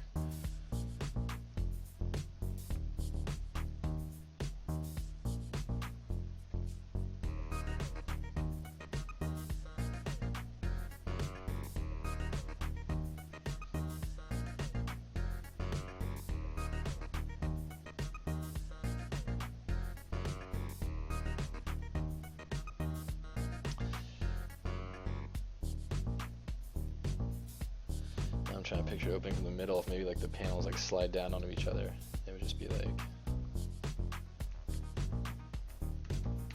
that thing in the front would just sort of like pop out and slide down, and the top part would fold over, slide down with it. Like maybe these two, maybe like this panel right here, like half of this panel, like slides down onto the front here, and then like that whole side like pops out and leans down. Even if it did that, I think it would help because yeah, it might be cool. It's interesting. Scale slide from middle. Not sure what you mean by that. Yeah, it might actually be kind of cool to like that part would like slide over the top there, and then the whole thing would come out and then slide down. Then you know, if you could get it to kind of slide down to, you know, maybe like from there, you need that edge. You only have about that much space, so it would like only come down to about like the shoulder of the disc, but that should be enough just to get it out still. Although it have to come far enough down that it might look kind of cool if like this geo was all of a sudden like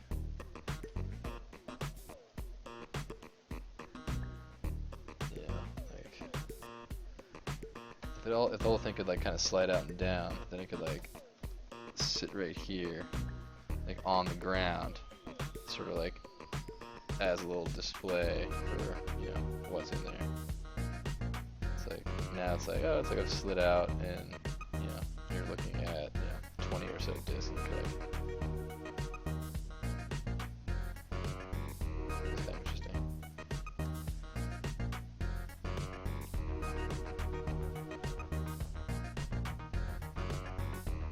Yeah, something to think about.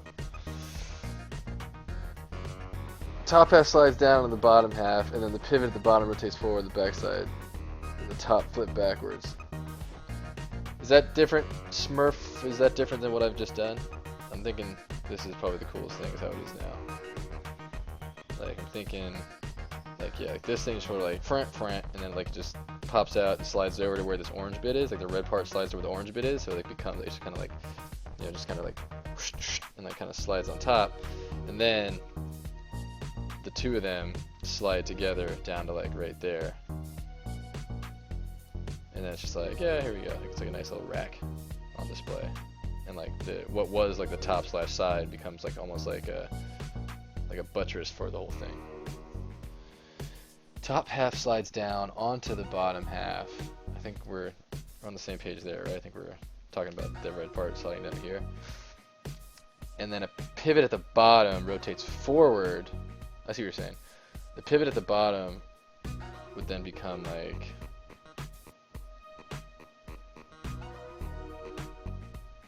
right here. So, and then pivot rotates forward while the backside and the top flip backwards. The backside and the top flip backwards. I'm not so sure about that. I'm not sure what you mean there. But you're talking about like then this happens, and it's just like out on the other side. So that's pretty cool too. Like it just flips up and then it's like slides out then flips down, as opposed to like sliding down. I think that might actually be pretty cool too.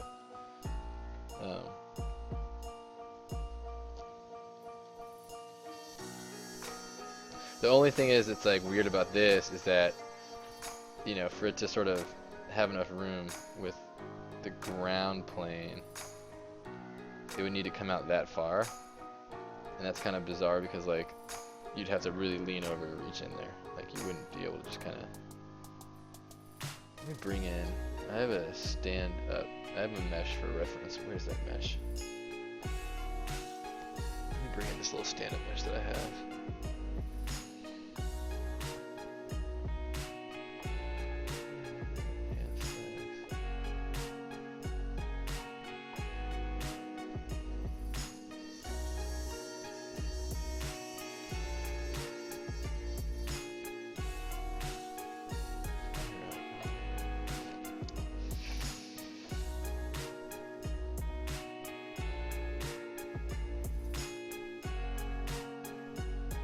Oh, I have a character in the center plate. Let me grab this.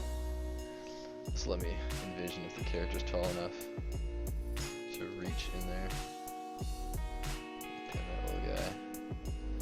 So yeah, these discs are pretty big. Characters are.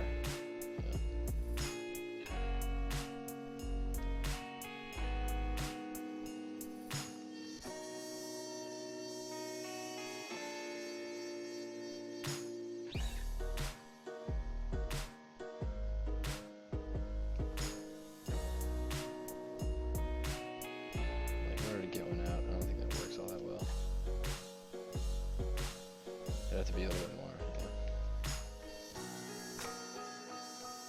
Well, I have to say, this does seem like the characters are a little bit disproportionate. Isn't hand fit on these?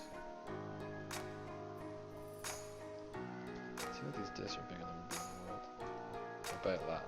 Yeah, this is not supposed to be this big as these. Did I resize the array of discs? I might have.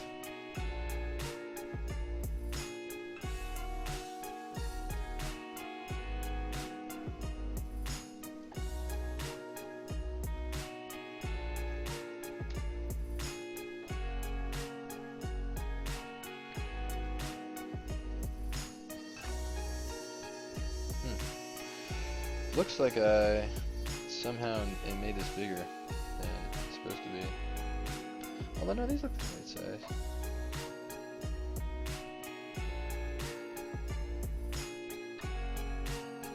Doesn't mean that's the correct, but.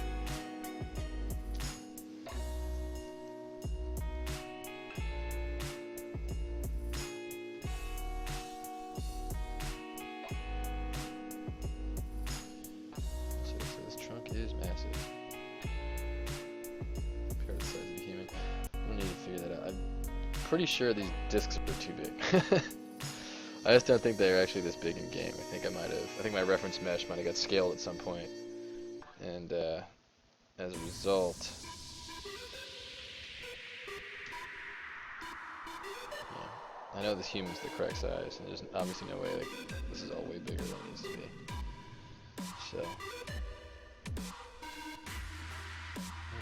Disc here.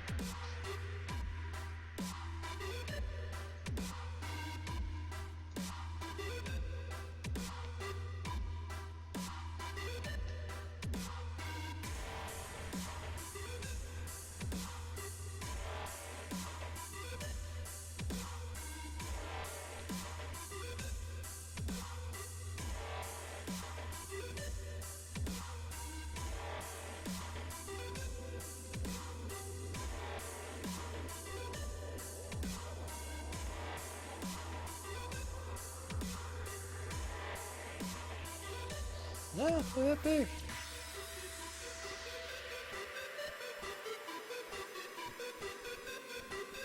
I think that was a little bit. This definitely has to fit this a little bit more snugly.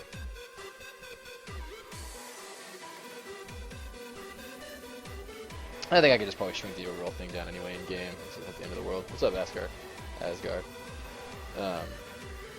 Yeah, I think.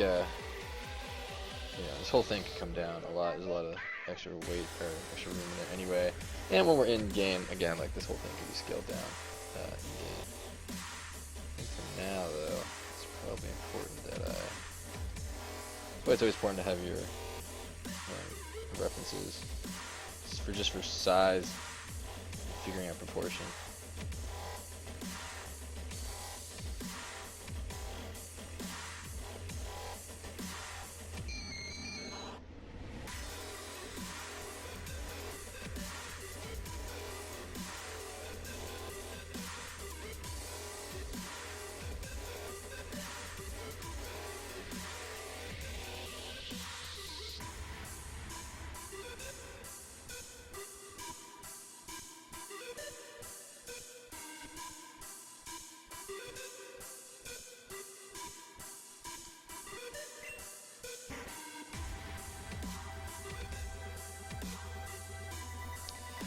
Once again, I'm going to transpose this. I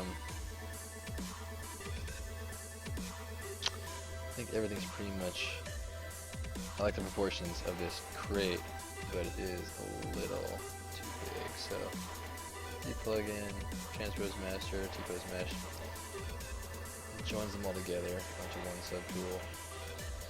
That I can then edit with transpose.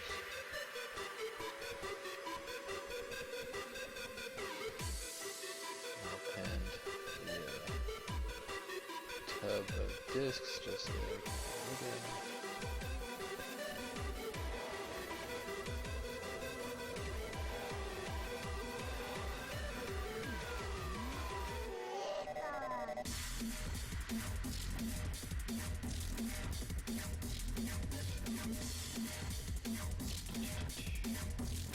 There they are. And as you can see, yes, it used to get too big.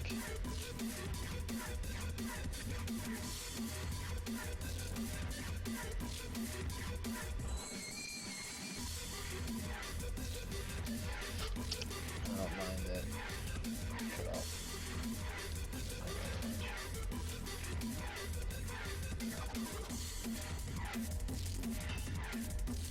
I'll just remove one of those and that'll be that.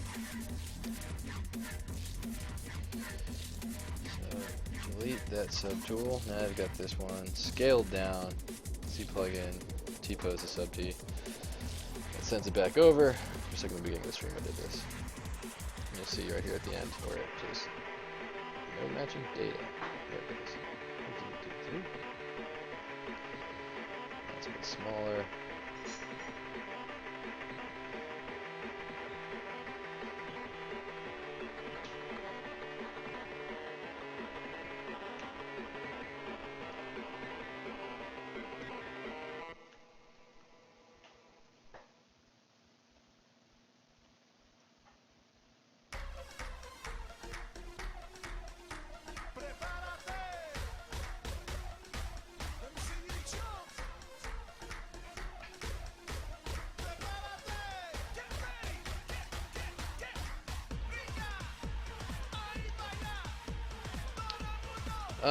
I should be able to allow it if you give it a shot, Smurf. Why don't you just see what it says there. Wall trench should be like a drawer, and that it just like pulls out forward. Cause like the main concern is that if you like pull it out, any kind of forward direction with the last little experiment we just showed. The problem with that is that any kind of like forward direction makes the guy like not even able to get close enough to it. Which is a problem.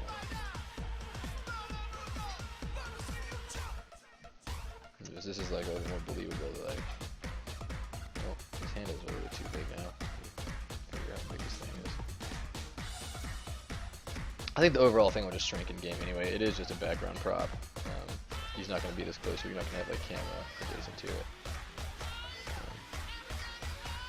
I think the basic shape, nailing down the basic shape is really the biggest challenge.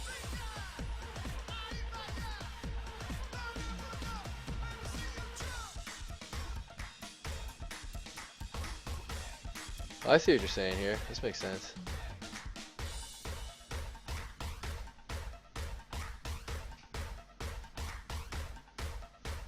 Yeah, that makes sense, Smurf. I like that.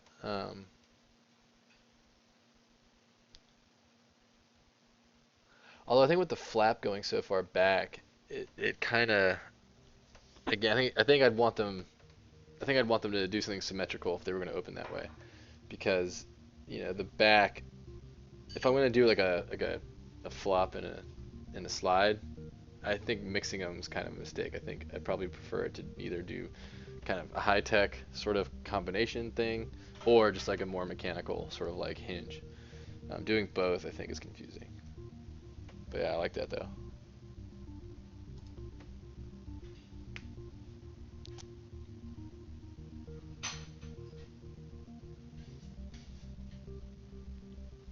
Yeah, it's interesting. I like that.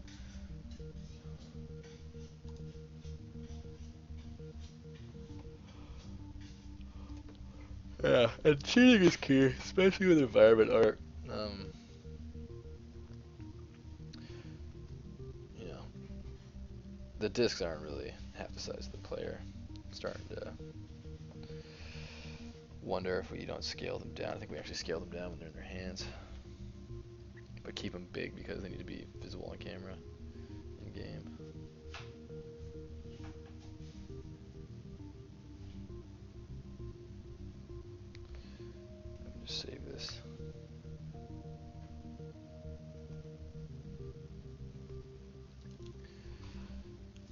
I guess it would matter.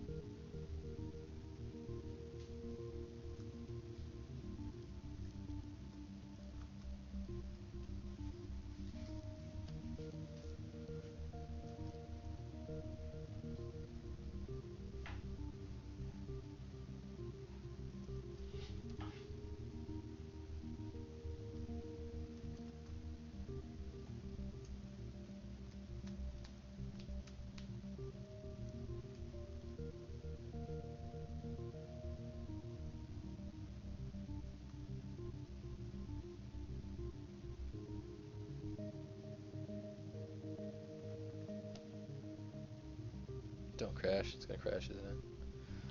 Yeah, there's the crash. Come on. Oop. Now is it back? No, it crashed. Great. I think I just saved recently. Let's find out. What happened to these jams?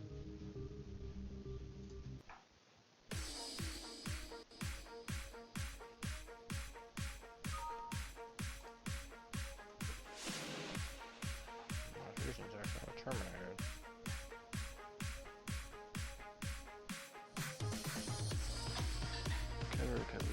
Covered. That's the latest save I got.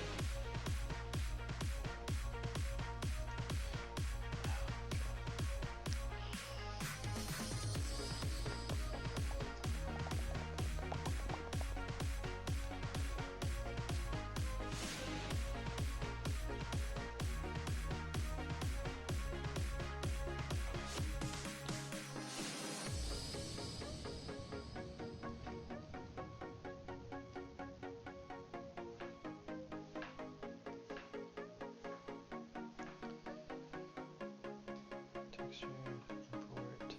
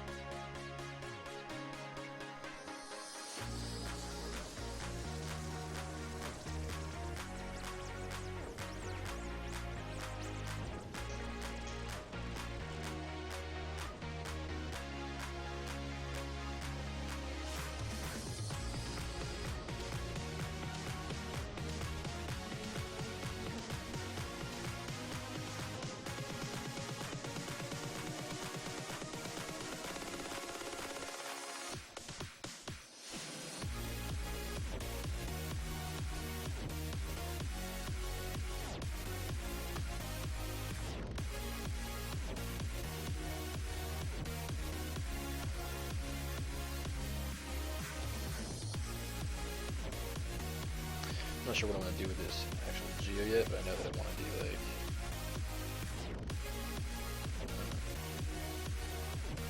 this whole thing will kind of latch right here, and that'll sort of pop off after it opens.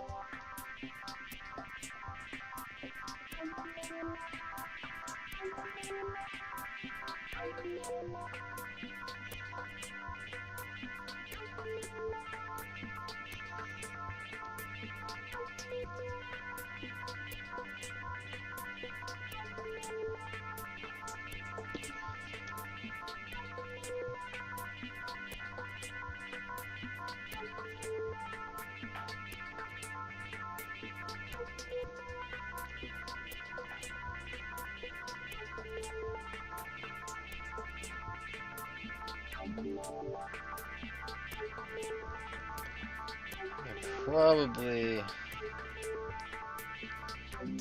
bevel this a little too soon.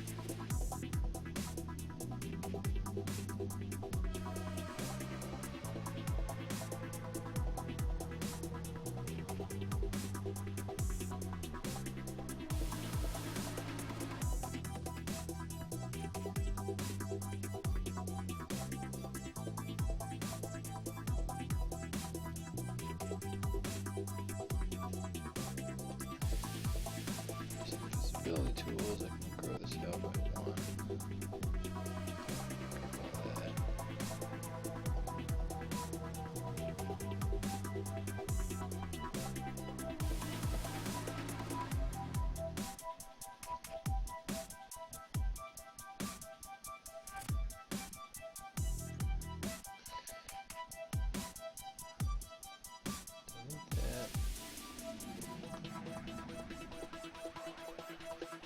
Bridge these.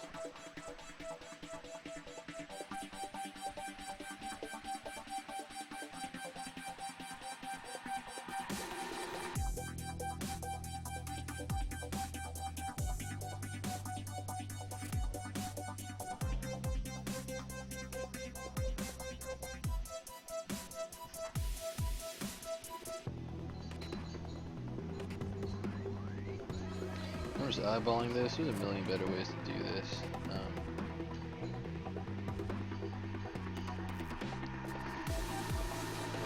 Eyeball, get you all the way there.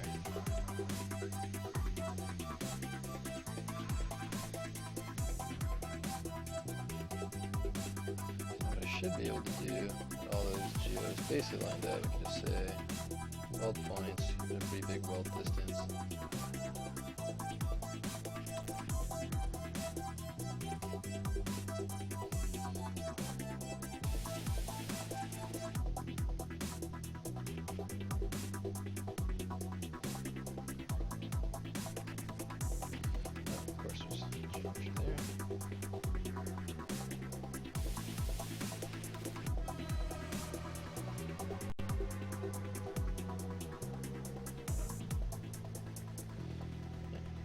That's all welded.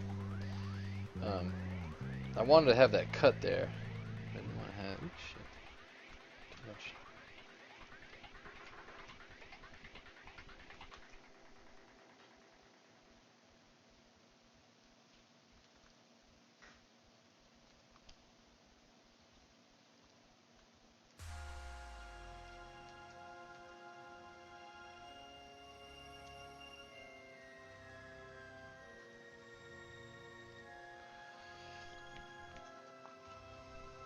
Wanted that cut to be there, but I didn't. I beveled it too early, and that bevel is just going to cause me trouble when I start splitting this whole thing out.